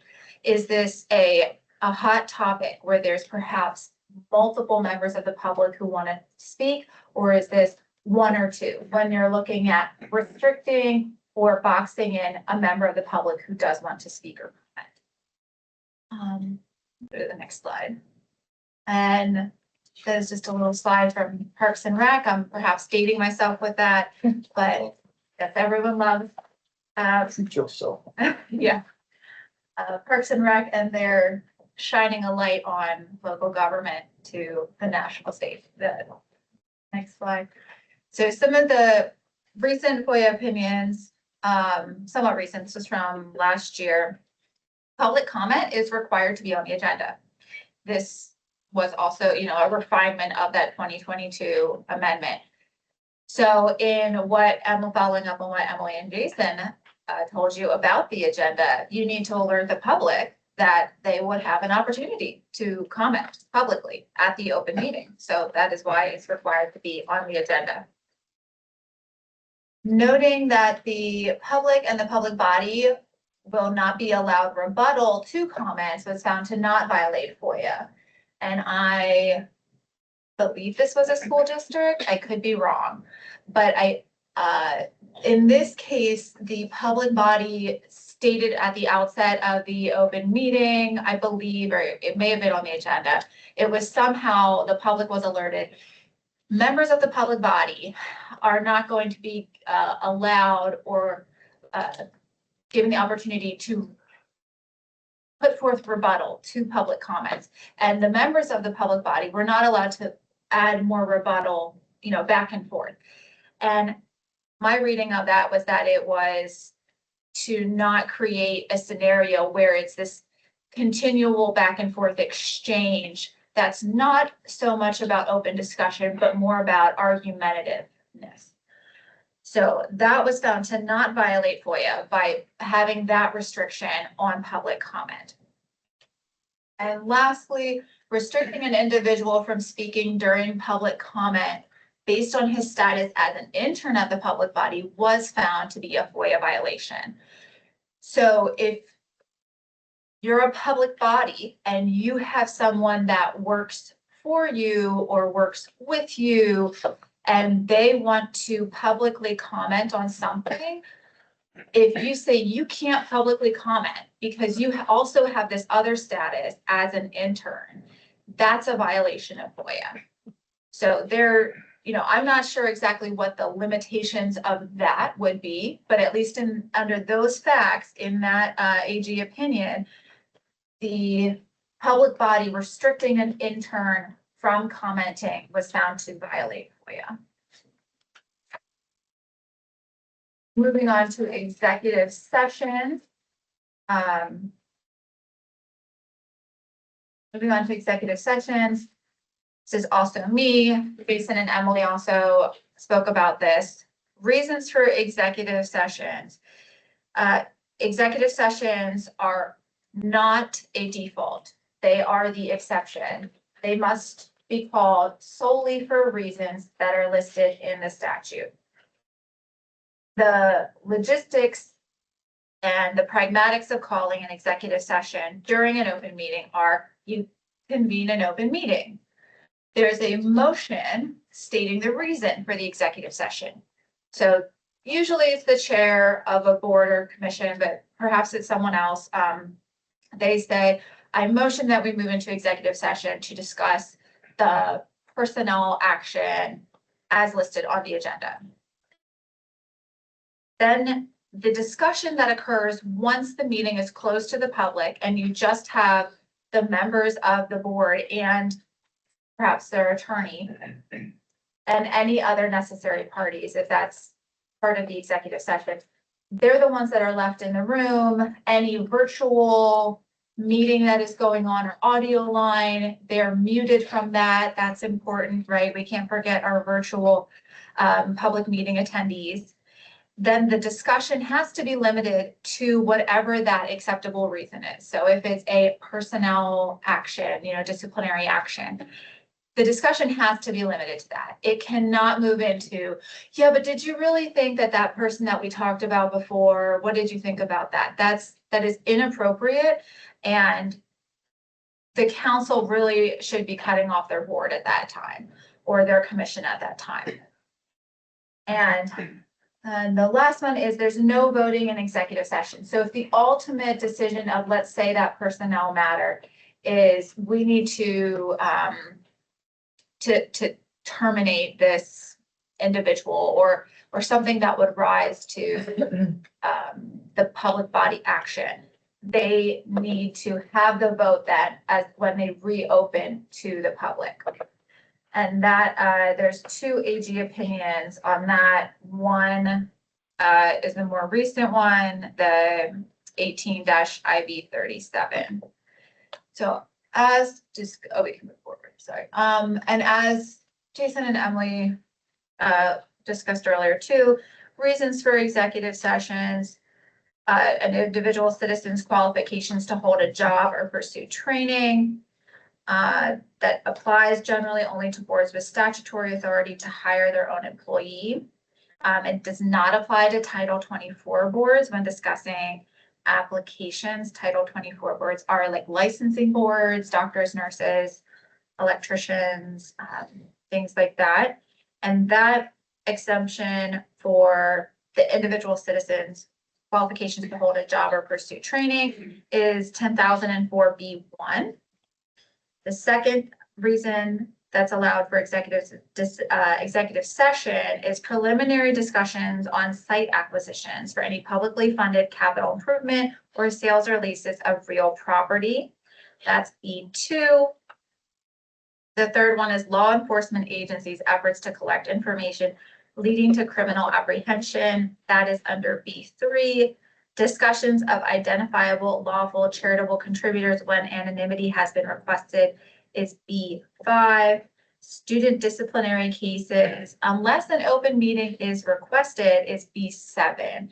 So in that case, a student who is being disciplined could actually request that it not be an executive session and that the discipline be open to the public, which I think we have seen that happen. I think there has been AG opinions on that. Employee disciplinary cases or dismissal cases, again, unless that individual requests that it be open, that's B8. Personnel matters, like names, competency, and abilities of individual employees or students will be discussed unless open meeting is requested. That's B9. And there's also another cite on that bottom one to an AG opinion that determining an executive session related to the town solicitor was a proper purpose. So some more reasons for executive sessions are strategy sessions when seeking legal advice, but only if the open discussion would have an adverse effect on the public body's collective bargaining or litigation position. That's the B4 exemption. So, and this, I would advise anyone who is considering, well, let me preface that. I can't give you any legal advice. This is a very tricky area. Your counsel needs to do their own research, but there's a lot of AG opinions in this area because this has been misused. And it's also an area that comes up a lot. So I would proceed with caution is my yellow flag to put on. You think, oh, well, we'll just say it's for pending or potential litigation. You need to go do research, have your counsel, your Delaware counsel, go do research on whether or not it truly falls under pending or potential litigation as a reason for executive session. And another little footnote on here too is that the reason for executive session could change afterwards. So this is all based on the time as it happened when you're talking about the actual meeting. Then later, the minutes for the said executive session could later then become public. So there is a time component to some of these determinations, if that makes sense. The actual meeting may be a proper purpose if there is pending or potential litigation. So the executive session could be proper if at that time there is pending or potential litigation, right? But the meeting minutes of that executive session at a later time, the pending or potential litigation may have been resolved. That's what I'm trying to say. So later on, the minutes from that executive session may then be public record. Oh, yes, yes. So what I was saying before, the caution, use caution. So some examples of the executive session properly being used for litigation, it requires some objective signs, right? And so some of the examples that we've seen are a written demand letter in which a claim is asserted, prior litigation, proof of ongoing litigation with similar claims, retention of legal counsel with respect to the claim at issue, and expression of intent to sue. Simply retaining a lawyer, legal counsel, would not be sufficient. That is why there needs to be a very thorough analysis of all of the facts in play when you're determining whether or not you can go into executive session. So further reasons for executive session under the B6 exemption is discussion of non-public documents. And there is an AG opinion from 2018 where the public body properly convened an executive session for the purpose of discussing a non-public record, or more specifically personnel records, which constitute an invasion of personal privacy as exempted from disclosure in 29 Del C 10,002-01. And there's also been an update to the procurement code where proposal summaries, nor proposal evaluations are open records until after the receipt of the signed contract. So discussions of those should be in executive session until after the contract is awarded. So if you have a public body or a client that does a lot of contracts, requests, the RFPs, that is something you should definitely take a look at and get to know thoroughly. Oh, and as I mentioned earlier, the attendees to an executive session matter. So there's a short quote here. Perhaps it's not short, but there's a quote that I think is important, obviously. Otherwise, I wouldn't have put it on the slides. That several of the exceptions for executive session imply the presence of non-board members, such as attorneys, to discuss litigation strategy, or teachers and school administrators in student discipline cases. We believe that FOIA allows a public body to invite individuals to attend an executive session to provide information related to the subject matter for which the executive session is authorized. But a public body cannot invite non-members as observers. So it might be, great that you think, oh, well, this person's like really smart. I think they should maybe they can just like give us extra insight. No, unless they are an integral part of the reason for that executive session, like those examples gave, they should not be there except for the commission members, and their counsel, that type of thing. And if a member recuses themselves, they should also leave the executive session. That's pretty self-explanatory. I think this is my last section, virtual meetings. So virtual meetings, I believe these all started with COVID, right? We remember back that far. But now we do have it codified. How does a virtual meeting occur? The mandatory virtual meetings. A public body shall allow a board member with a disability to attend a meeting through electronic means rather than in person as a reasonable accommodation. So if there is a member of a specific board, and I apologize, Karen, I keep pointing to you just because that would be where the board would sit, right? So if that is a member of the board who says, I have a disability, I cannot physically come there, that is a mandatory requirement to have virtual meetings for that board member as a reasonable accommodation. Other than that, you can have discretionary virtual meetings. At the discretion of the chair or the presiding officer, a public body may call a virtual meeting. They're not required to. Some boards or commissions, though, have their own mandatory requirements. That's different.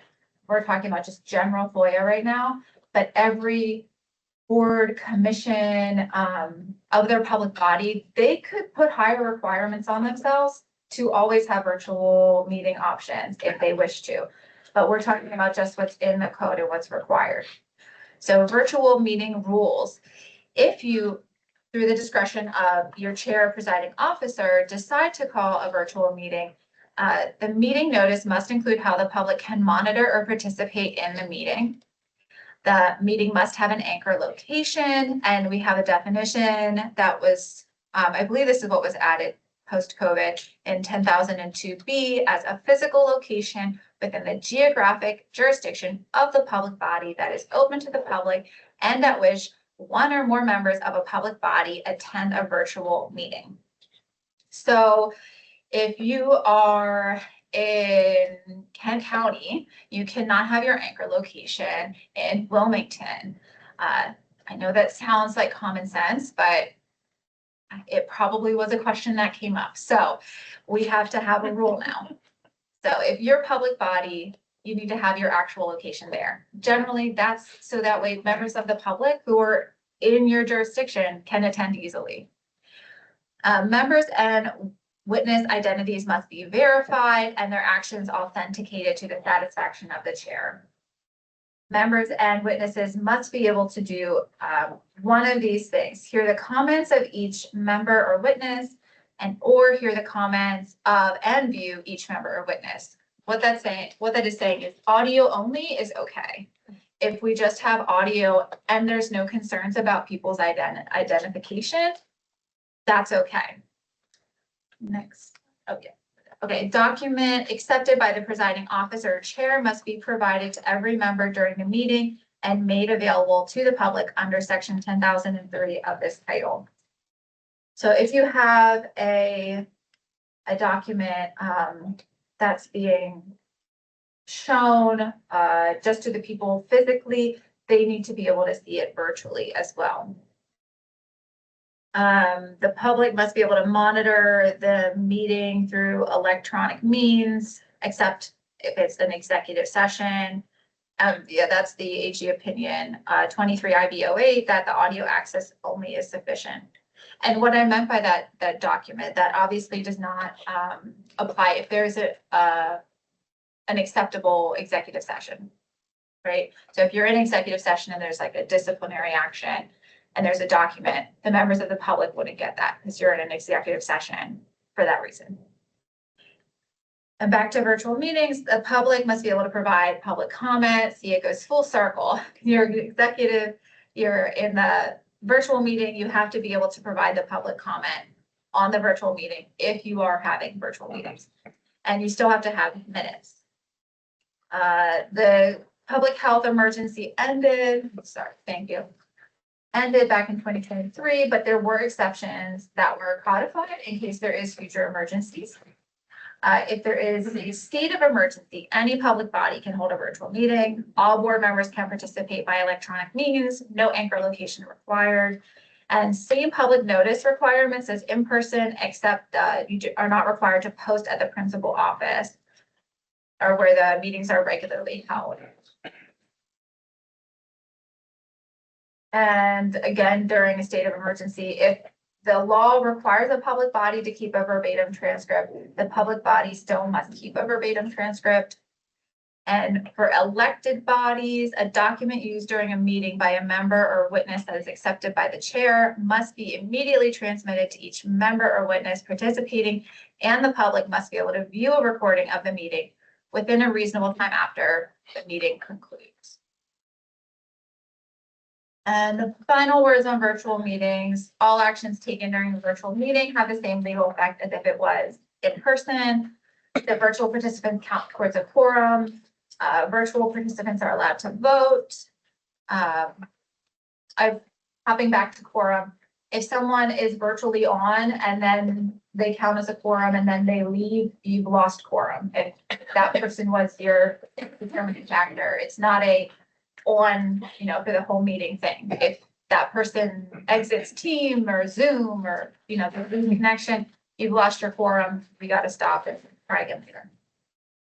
Technological problems that limit public access will not invalidate the meeting or actions taken during the meeting, and individual public bodies may have statutory authority to always have virtual meetings.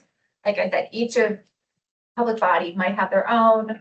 You have to look at your own specific code, rules, or regs for what your requirements are that may be higher than what the state's code is. And now we are going to move into our Q&A panel. So if you bear with me for just one moment here.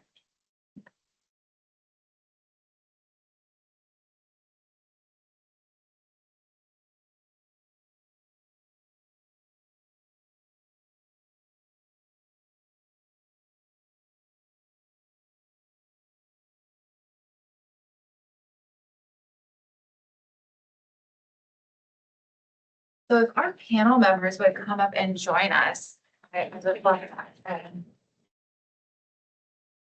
Emily is going to be my co-host for this.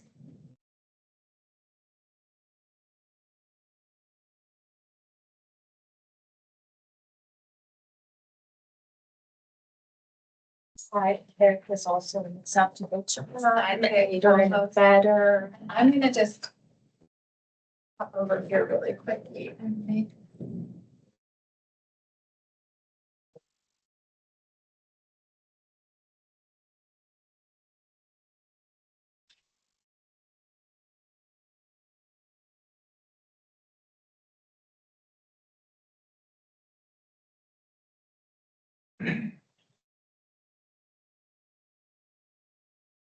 Go. That's what I wanted to do.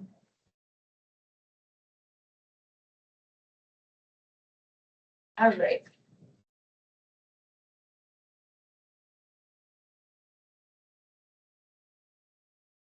So we have our 3 panelists who have graciously agreed to take time out of their busy schedules to come and help us with the FOIA training.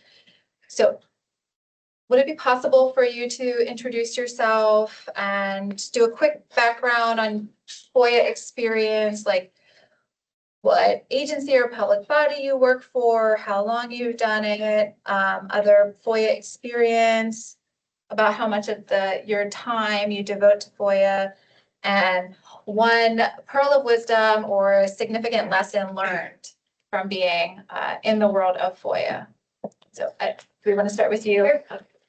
I'm Deb Judy. I am the superintendent of the Smyrna School District. I am the FOIA officer for the district. I've been the FOIA officer for about 5 years as the assistant superintendent, and then as I promoted into the superintendent role.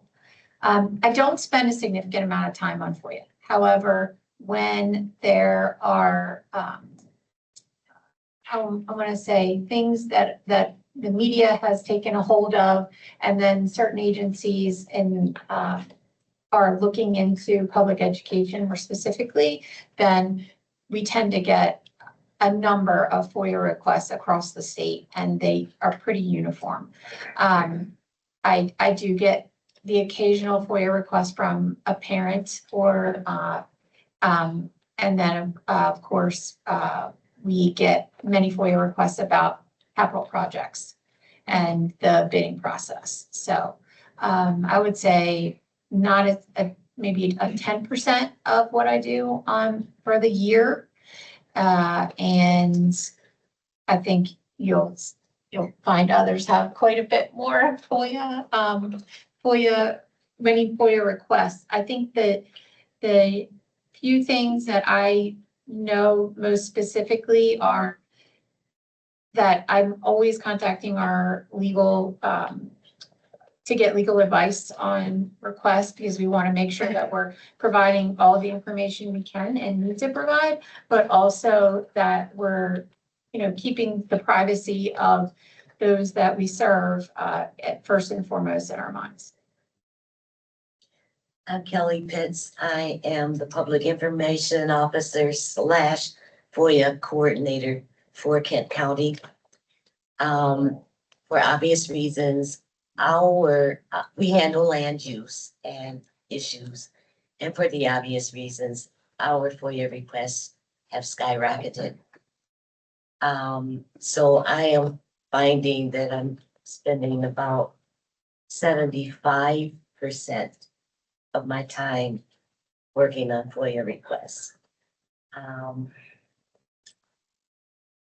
One thing that has occurred with the county, which has been very beneficial, is having a tracking system. So we have now added a FOIA module to our website, so we can track our FOIA requests in real time. And that way we track when they come in, and we are constantly reminded of how much time we have left. We have letters that automatically go out to the requester, and that has helped us quite a bit.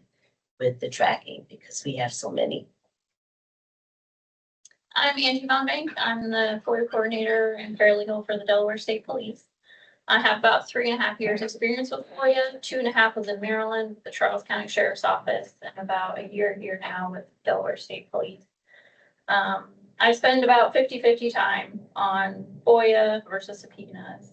And I have to say that the most important thing I've learned is to take your time in responding to requests. Don't try to rush it. Make sure your response is thorough and accurate, and it's less likely for it to come back on you. So how would you describe, and this is to all three of you, the divide of work when you're responding to a FOIA between yourself as the FOIA coordinator and the stakeholders in your agency who were the people actually using or generating the documents?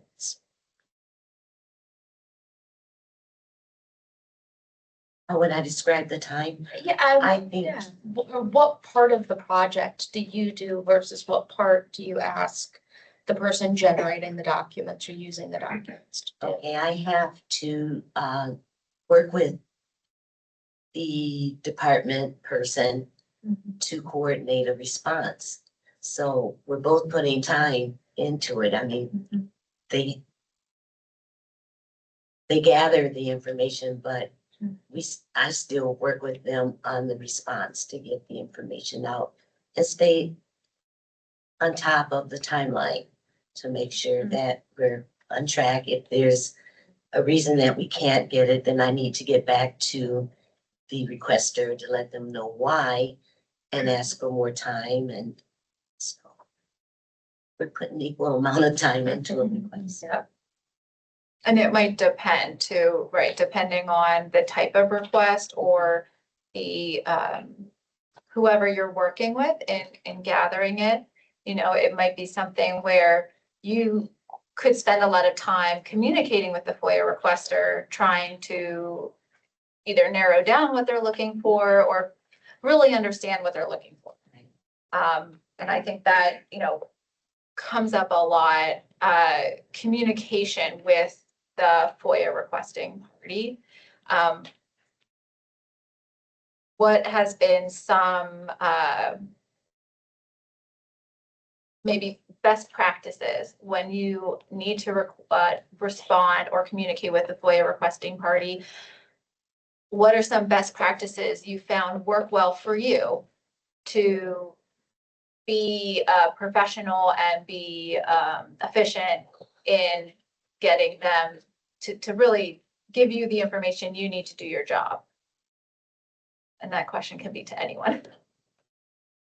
But it definitely, we require them to give us an email address or a phone number on our form documentation. Everyone should have that as well. And then I just give them a call or have someone, you know, my assistant help with really, like you said, understanding what are you looking for? Because we have so many different platforms that information can be drawn from.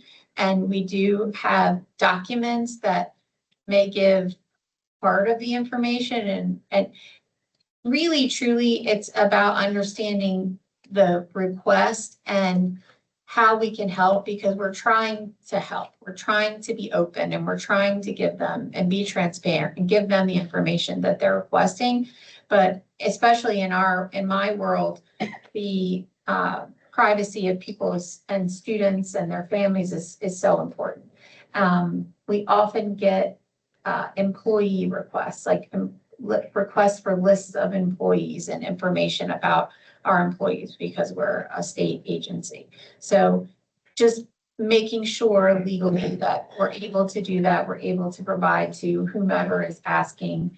And then also in our world, we get some of those requests from sales groups that aren't necessarily a part of the group that can request that information because they're not part of the state of Delaware. And so really communicating with them to be sure that they are who they say they are, so to speak, in essence. is there anything that you've found that you request from the requesting party to ensure that they, as you said, they are who they say they are? Have you, requested any type of identification or requested that they come in person or? Not in person, but identification of some type. And sometimes they don't respond, which gives me an answer. Do you ever run into identification of FOIA requesting parties? Well, for our agency, mainly, since we're a law enforcement agency, we get a lot of requests for law enforcement documents, which are exempt from FOIA. We do have a process under the Victim Bill of Rights where the victim can get their victim's copy of a report. However, they have to physically go and produce their photo ID to prove that they are actually the victim of the report. Okay. So that's interesting. It's sort of an exception to the exception. Yeah.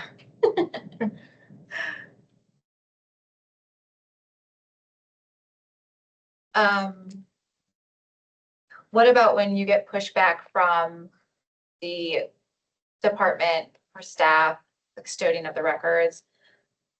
How do you handle that? You're getting pushback not from the FOIA requesting party, but from probably like a coworker or colleague or someone like that. I do experience that at times, having to deal with, state police is a large agency. There are many portions to it. And some portions of the agency aren't necessarily aware yet of who I am since I'm, more new to the position.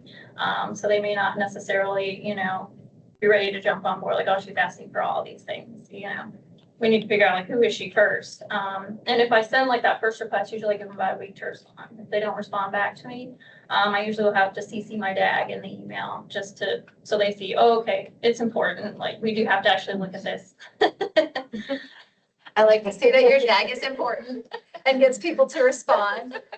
That gives all of the DAGs in the room a slightly inflated ego there. What about you, Kelly? Do you ever run into that? No. Look at that, the shining star in Kenny County. Well- Everyone is a team player and they're working hard. Well, that's because almost all of our records are public information.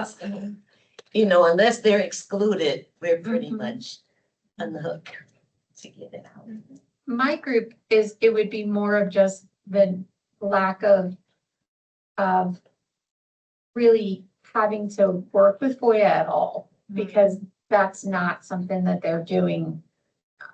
They're not necessarily working with information that they realize is public information, so I have to kind of give them a little bit of an education on it so they understand the importance. And then they're almost too helpful. Well, I can put this together and this together. Hold on. You don't have to do that.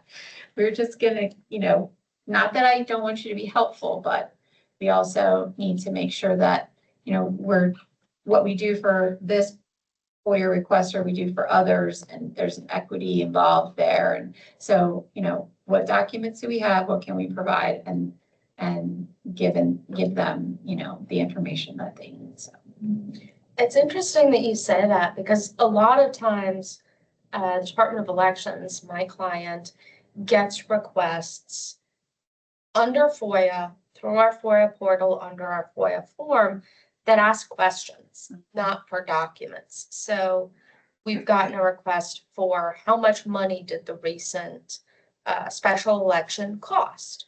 Now, we have records that you can look at and calculate that, but instead of rejecting the request because that's not a FOIA request, or gathering all the documents and making a big pile and redacting what we've got to redact, we just answered the question because it seemed easier than trying to force it into the FOIA box. How do you handle those situations?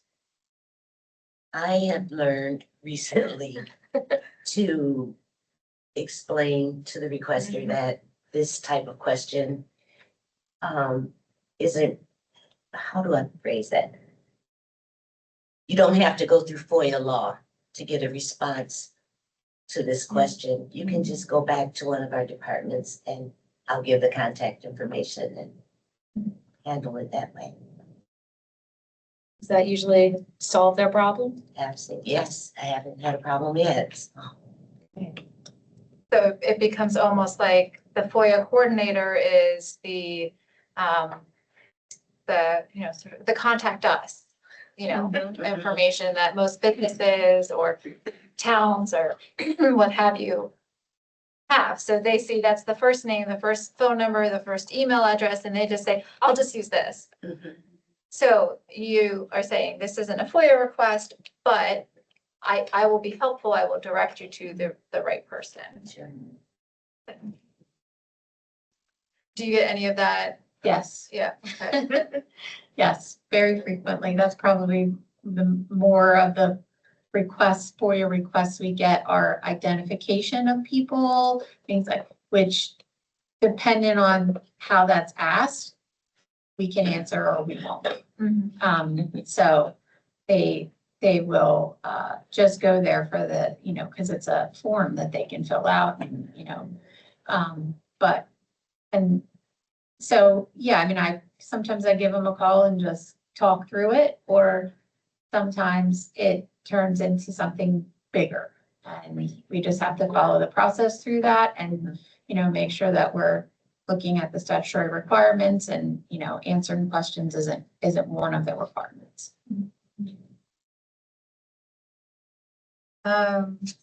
This is one of the questions that we have listed too.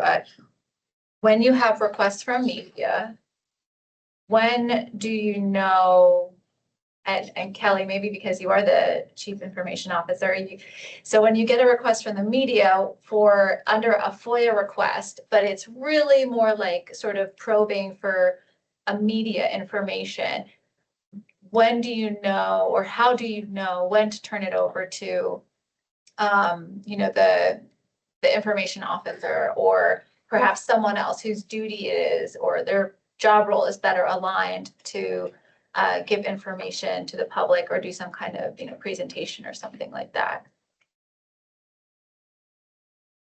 Where do you know when the FOIA request really is better suited towards someone else? Is that something you know right away on the face of the FOIA request, or does it require a phone call?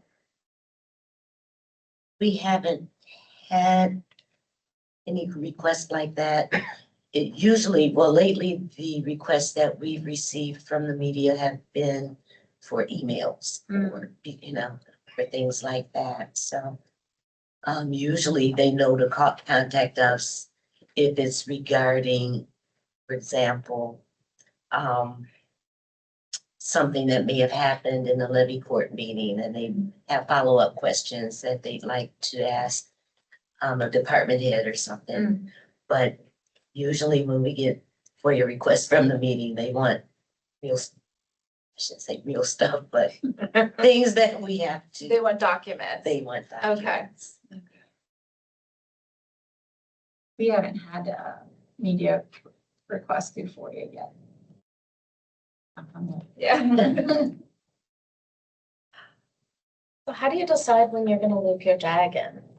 Or your legal counsel, if you're advised by somebody who's not a DAG? He's on speed dial. Every single FOIA request? No, not everyone.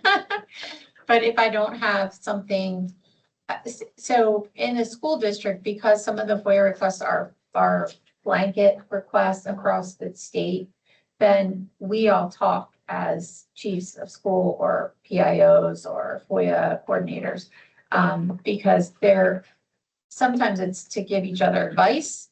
Sometimes it's, this is how I'm answering this, and we want to provide the information, to be open and provide the information, but we also want to make sure that we're across the board giving the information and, helping each other with that process. And for us, I think it's 16 out of the 19 school districts are represented by the same council. So we are able to contact him, and he usually gives us advice, and we split the cost of the fees across 16 districts.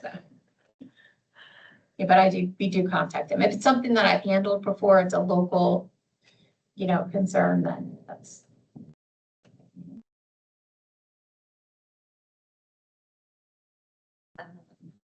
Our attorney is on speed dial when it comes to 911. When we get a request for a 911 call or something like that, or an accident, he will contact our attorney first. My dad helped, mostly in the beginning when I was learning the process because FOIA laws in Maryland are a lot different than the FOIA laws in Delaware. So it was a bit of a process for me to adjust and understand, what I can and can't give out.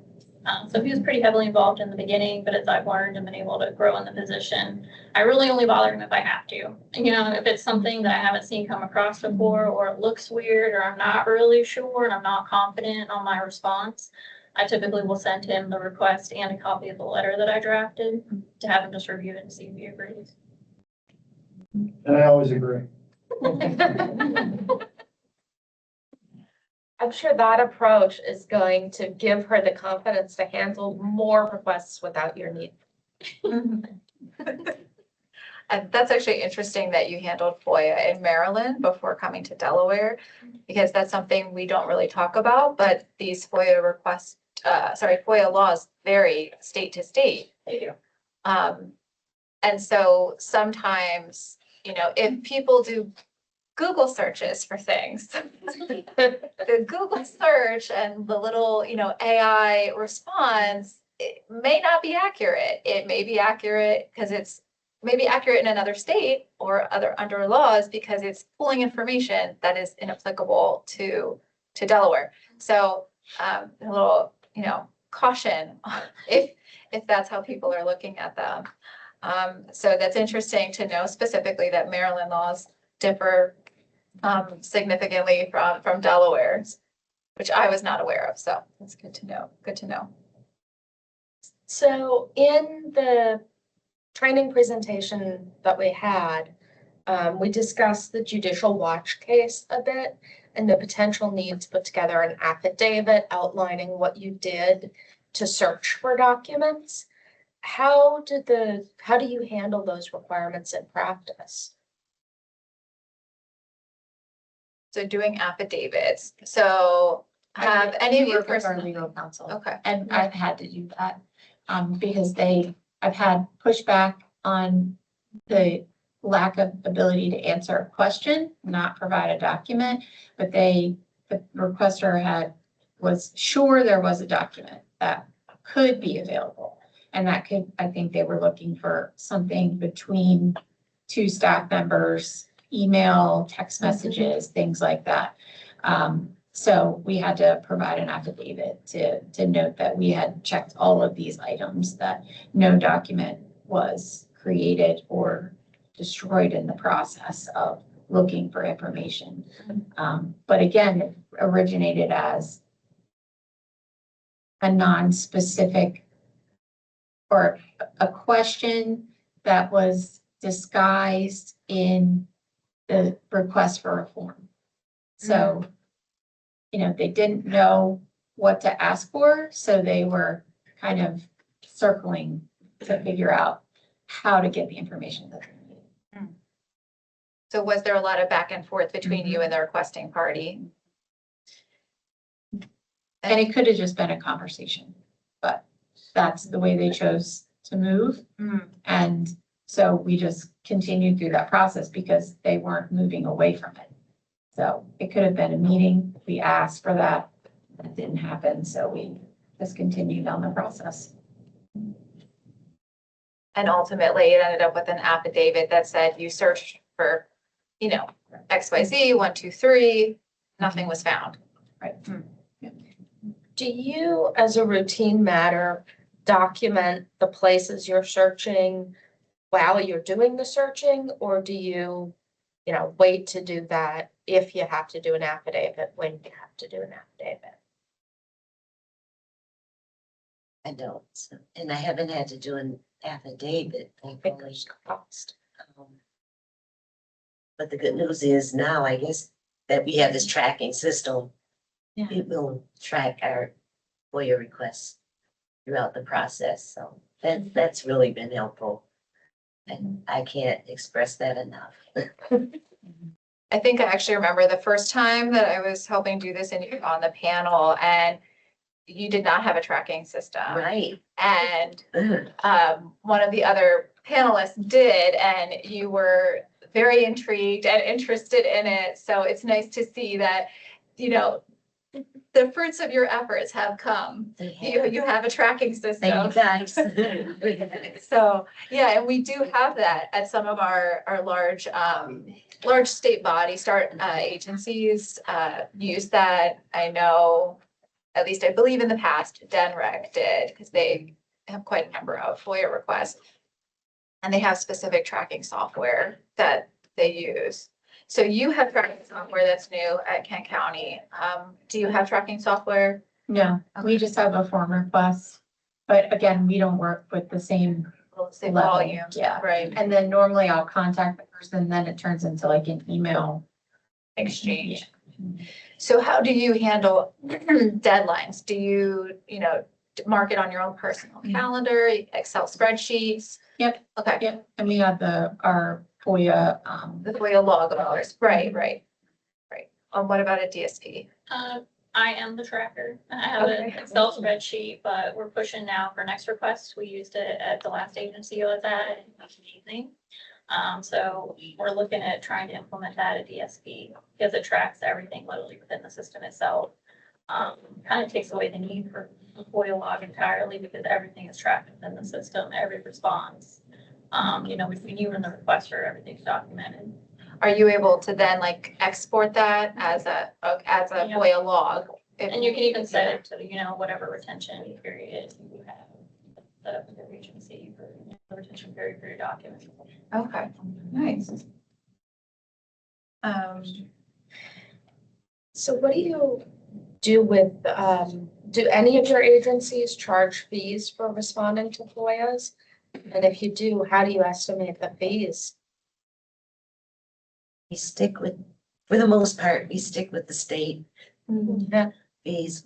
Before we rewrote our policy, we had fees that were all over the place, but it was just easier to go with the state law and keep things consistent. So it's right there and, the fees are right there and you don't have to do much estimating of time.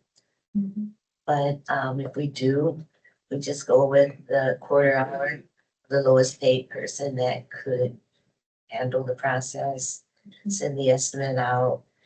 We ask for payment upfront prior to sending information out. So if they, their payment would indicate that they would like to proceed with the process and they would do that.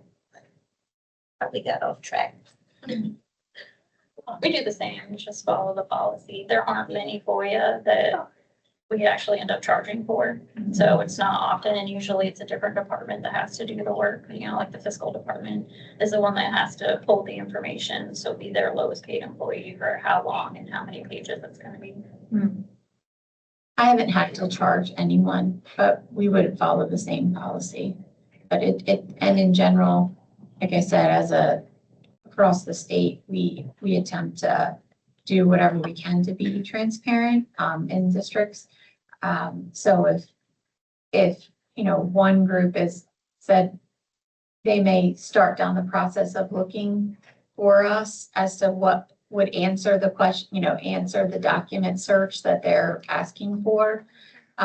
So we sort of share the load and we do our best to not charge people. Have any of you, I don't know actually if this would be applicable to any of you. Do any of you, your agencies, do you have to do any requests to DTI? So yeah, I just DSP, have that's, I one. think it's state specific, so just DSP. How do you handle getting the estimates for fees from DTI while, capturing whatever the FOIA request is accurately?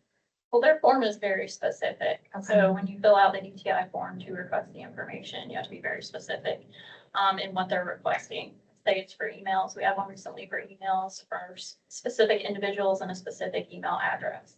And you have to list each person individually with the email address that you need the records for and the time period.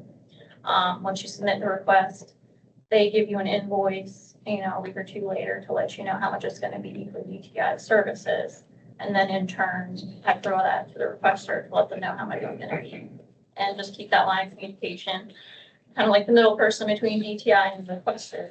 And to let them know, I gave them the invoice. And usually DTI is about 30 days. They give them 30 days to pay. And then if they don't, they close the request on their end.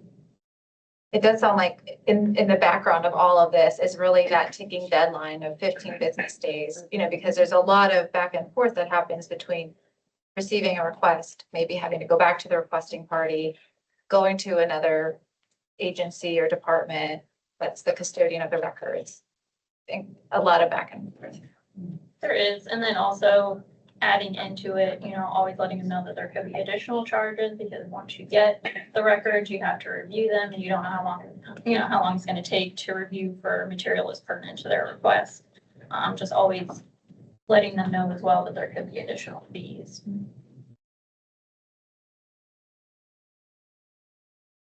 Have any of you dealt with requests for sort of non-standard data formats like a database as opposed to a document or an email or something you can print for someone? Be like shape files or CBS. Something like that, yeah. Yeah. How do you handle that? We have an IT department, so. we forward the request to IT. I like that. It's a solid answer. I mean, They would be the experts in that. Yeah. You would not. so, Oh, redactions. How do, you're shaking your head. How do you handle redactions? I mean, sometimes it's, if you can do it electronically, we do, but then that sort of changes the form itself sometimes, like you could copy it and then, or whatever like a database, I should say a spreadsheet of some type. But sometimes it's just literal Sharpie marker, some whiteout tape, But yeah, I mean, we had one about instructional hours for a certain group of students and their names were on the spreadsheet. So we had to redact all of the spreadsheets, but keep the essence of what the spreadsheet was calculating intact for the requester. So that I'm done. I hope that, I never got anything back from them. I hope they were able to deduce what they were looking for from that, but essentially, even initials we would remove for students, so.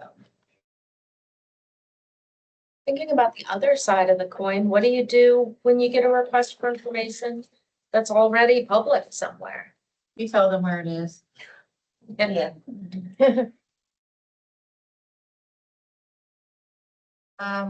Open meetings? Any best practices for open meetings? Or do you do open meetings? We do, So we you have a have school. meetings.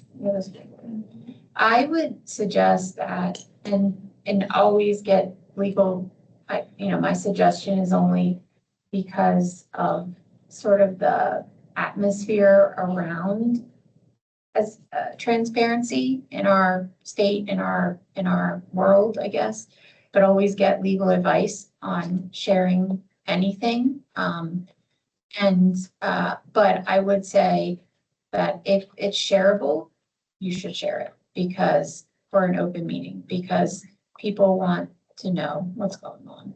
And like we had reports for each of our departments monthly, and those reports are public once the minutes have been drafted and voted on, but we're now making them public for the meeting itself because people were requesting that, not the form, but just, and not in a FOIA sense, but in a but we want to kind of know what is being, reported to the board. I do an oral report, but not all departments do. So we're like, yep, that's great. We can do that. And then just putting the face, putting our best face forward to let people, have an insight into how the district is working. Anything else that you think we or the audience should know about FOIA, things that you're seeing or clever solutions you've come up with that you'd like to brag about? We also have a meeting agenda module that we just, Oh, yeah. yeah, well, it's not live yet, but it might be. I don't handle that, but the FOIA law and has helped us quite a bit in keeping our agendas posted, the timeline for that, what constitutes a special meeting. So, I mean, these tracking systems, like, What is the software vendor that provides these great tracking systems, GovQA through Granicus. right? So they have these various modules. They're not all included. Sometimes they're additionals to your website, but they offer them. They give you the training and for the people who will be involved with the process, and then you can always go back and look up training for it. So it's worked out well for us. Good. And do we have any, well, first the caveat, we will take some questions and have to excuse me while I grab my laptop, but just as to preface that, we can't give you any legal advice. You should always consult your own Delaware Board attorney for any legal advice, but we do want to open it up for some questions you might have for the presenters. No one from the live audience?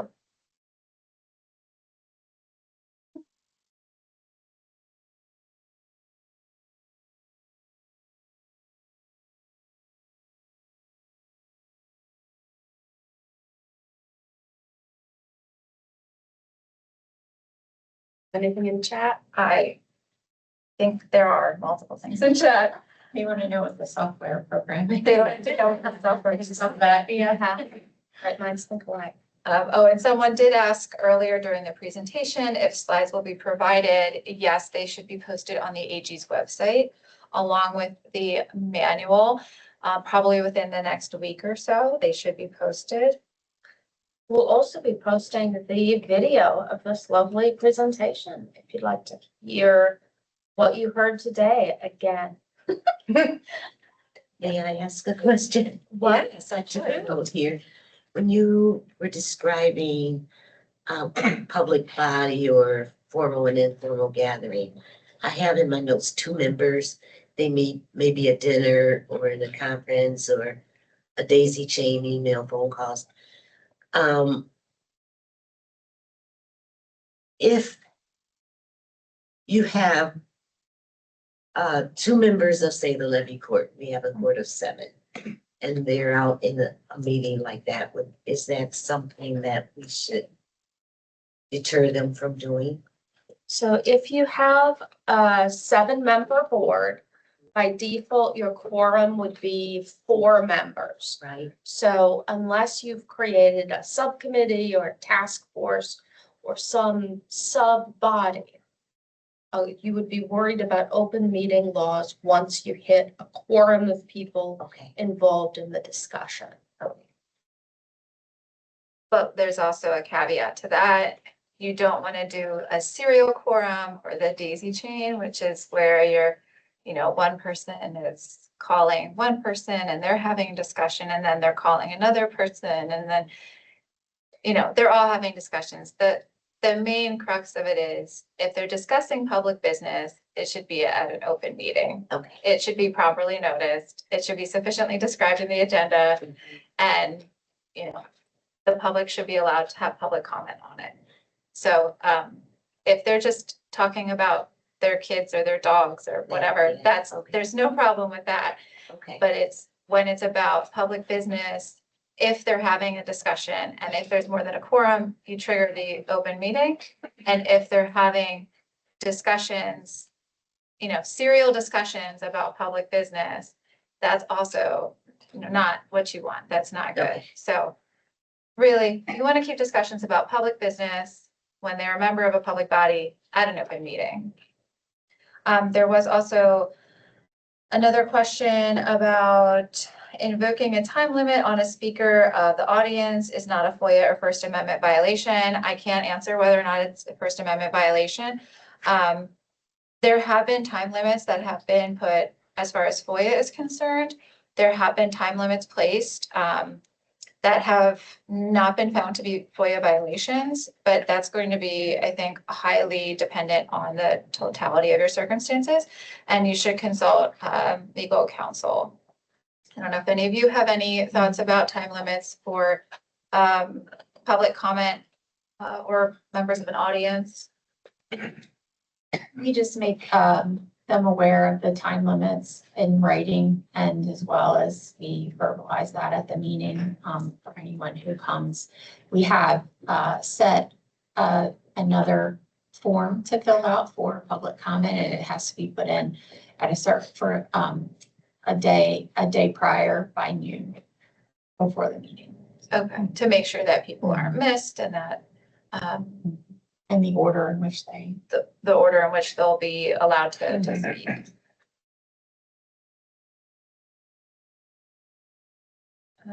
Yes, How, the tracking log, how long do you need to keep that, like in perpetuity? that's a good question. I actually don't know that I ever thought about that. How long do you guys keep your FOIA logs? Do you keep them forever or? So according to state archive, and this is something we're still working out with the state police, I've talked to Joe about it a couple times, so we have to put it back on board. But according to state archives, it's 3 years. 3 years? 3 years. Okay. Thank you. There was another question in the chat. If you receive a FOIA request with no address, are you able to ask for their physical Delaware address? If they don't respond, can you consider the request met until they respond? How would you handle that? You're shaking your head, yeah? I would just note it in the law and document the request for the address. Okay. And I think some language that I've seen or I've heard previously was, and this I think was in regards to fees, but I think maybe it could be applicable here.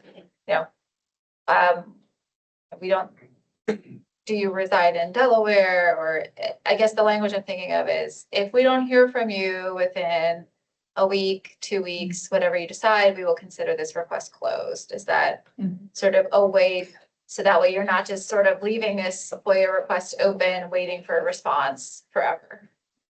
But we also don't have to answer requests from people that are non-Delaware citizens. So that would be another way to handle it. We can't determine whether or not Right, so you're saying, you're a citizen and, okay, Yeah, the responsibility is on the requester. yeah.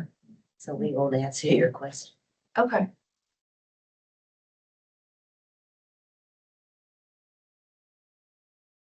Another question in the chat, to confirm, does the quorum attendance rule also apply if someone steps away in person to the restroom mid-meeting and drops you below quorum? I think that was during my presentation. Yeah, so if someone leaves to go to the bathroom, you've lost quorum, all public discussion should stop. You need to wait until that person comes back in.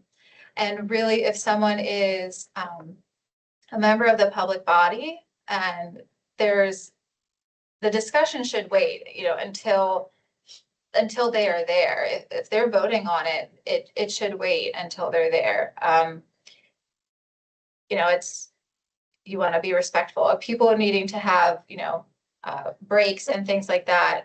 So that kind of needs to be clear. And the minutes should also state that if someone's leaving the room, they have to leave early from a meeting, the minutes should reflect when that person, if they're a board member or a member of the public body, when they leave, to be accurate. One note I'll add on that is that quorum is half of your board plus one. So generally speaking, you want to have a full board, and hopefully you're not having to worry about quorum very much, because typically you'll be much closer to full board in attendance than half a board in attendance. Right, and it's not to say that you can't do any public business if someone has to leave, but if you are at, you know, that half plus one and your one leaves and you're below quorum, then you can't do any public business until that person comes back. That's why it's good to have full boards and have everyone show up. Yeah, it's not good to be running right at that line. And there was another question about having a recording of the meeting. Yes, the training will be available, on the website, hopefully within the next week or so.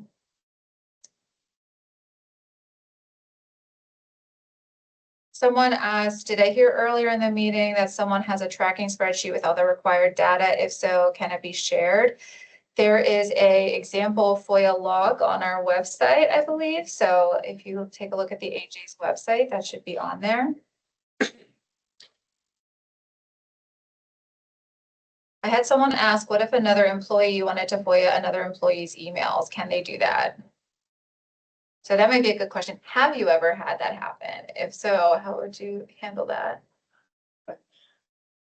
So that sounds like not a good situation to be in. And if it's a valid FOIA request, then you would want to talk to your legal counsel and see if there's a reason that it does not fall under public record. Yes, Joe? I would be really careful about whether that potential litigation exception would be applicable. If they're doing that, then there's probably some kind of dispute. There's something to think about.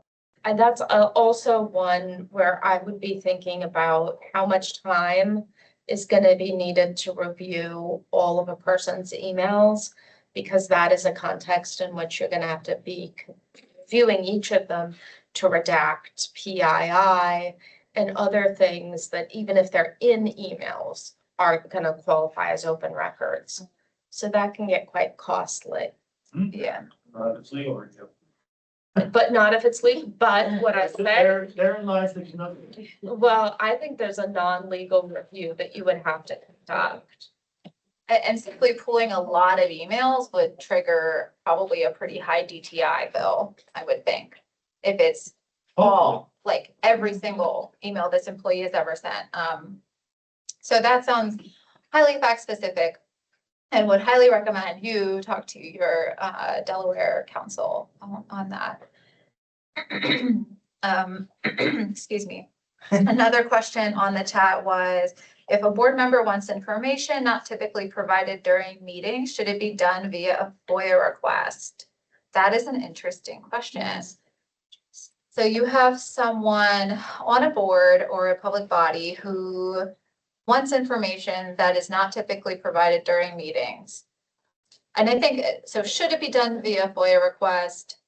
I don't know if it should be. Can it be done? Well, if they're a Delaware citizen, and there's, nothing that triggers an exemption, I guess not. I think it depends on exactly what information they're looking for. And that sounds like where it may fall under the category of, this really isn't a FOIA request. This really would be better handled as, this board member wants more information. Yes. What constitutes a Delaware resident? That's a good question. Because I get called them all the time, and just because, since Delaware is known for corporations, a lot of people work outside, and I used to tell by 894 number, but they're using Magnolia address. I'll look it up on GPS. It's an empty lot. How can I deny that FOIA request? Because they're using a Delaware resident. But they don't have to provide to me an ID, and they're using a company that's certified in Delaware as their address to pull FOIA. I have one pull FOIA in my own building. Same address, but I'm like, I have to approve it because they're using a Delaware address. So you're not alone. Your public body that you do the FOIA request for is not alone. I can tell you that.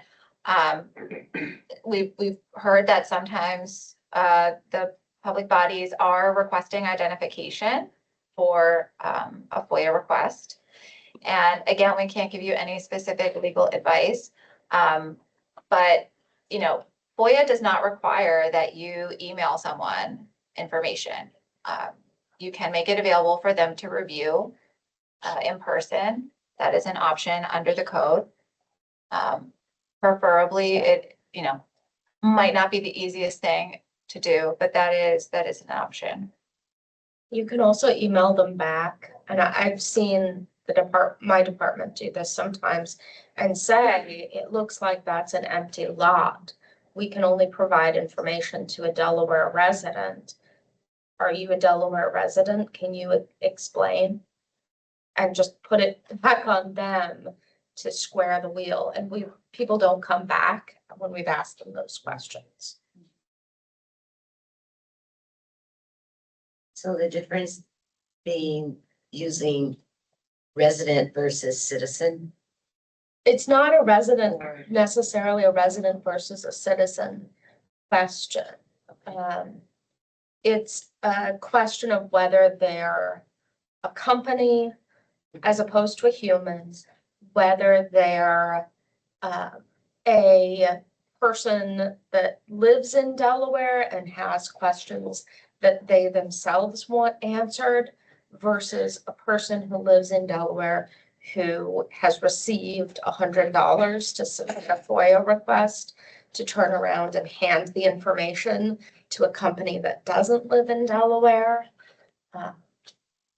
versus somebody who doesn't live in Delaware and is asking you to email them the information and just picked a random Delaware address to put into the address section of your form. And you can also physically mail them documents. That's also an option.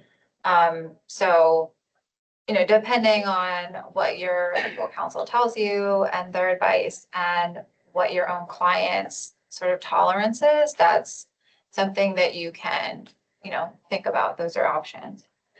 I had a question, since you're the quorum guru. If you have, and this is math, so I'm going to give it to you, Emily. If you have 6 people on a public body board, would the quorum be 4?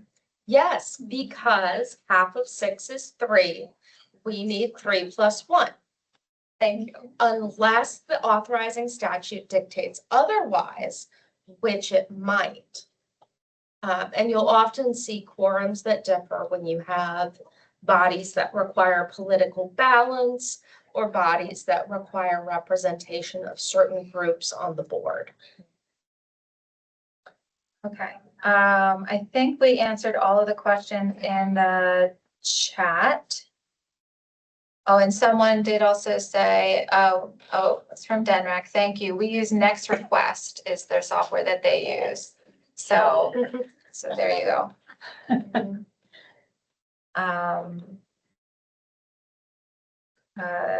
Yeah, don't rely on AI generated responses. Sorry, I'm just reviewing the chat to make sure that I didn't miss any. I think we covered all of them. Any other questions from the in-person folks? No. Any last pearls of wisdom or advice for all of the FOIA coordinators listening? Be consistent. Be consistent. Great advice. Yes. Stick with your deadline. What did you say? Stick with the Stick deadline. with the deadline. Be consistent. Communication is key. Yeah. Document what you do. Documentation is good. Any other words from any of the FOIA committee members? Dory, Karen, everything good? Okay. We thank you all so much for joining us for the 2025 FOIA training. As we said, the PowerPoints, the recording of this, and the manual should all be on the AG's website within a week or 2. Yeah, Okay. 15 minutes. 15. All right. Thank you so much. If you need it before then, 2023 is on YouTube now. It is. Yeah. Thank you so much.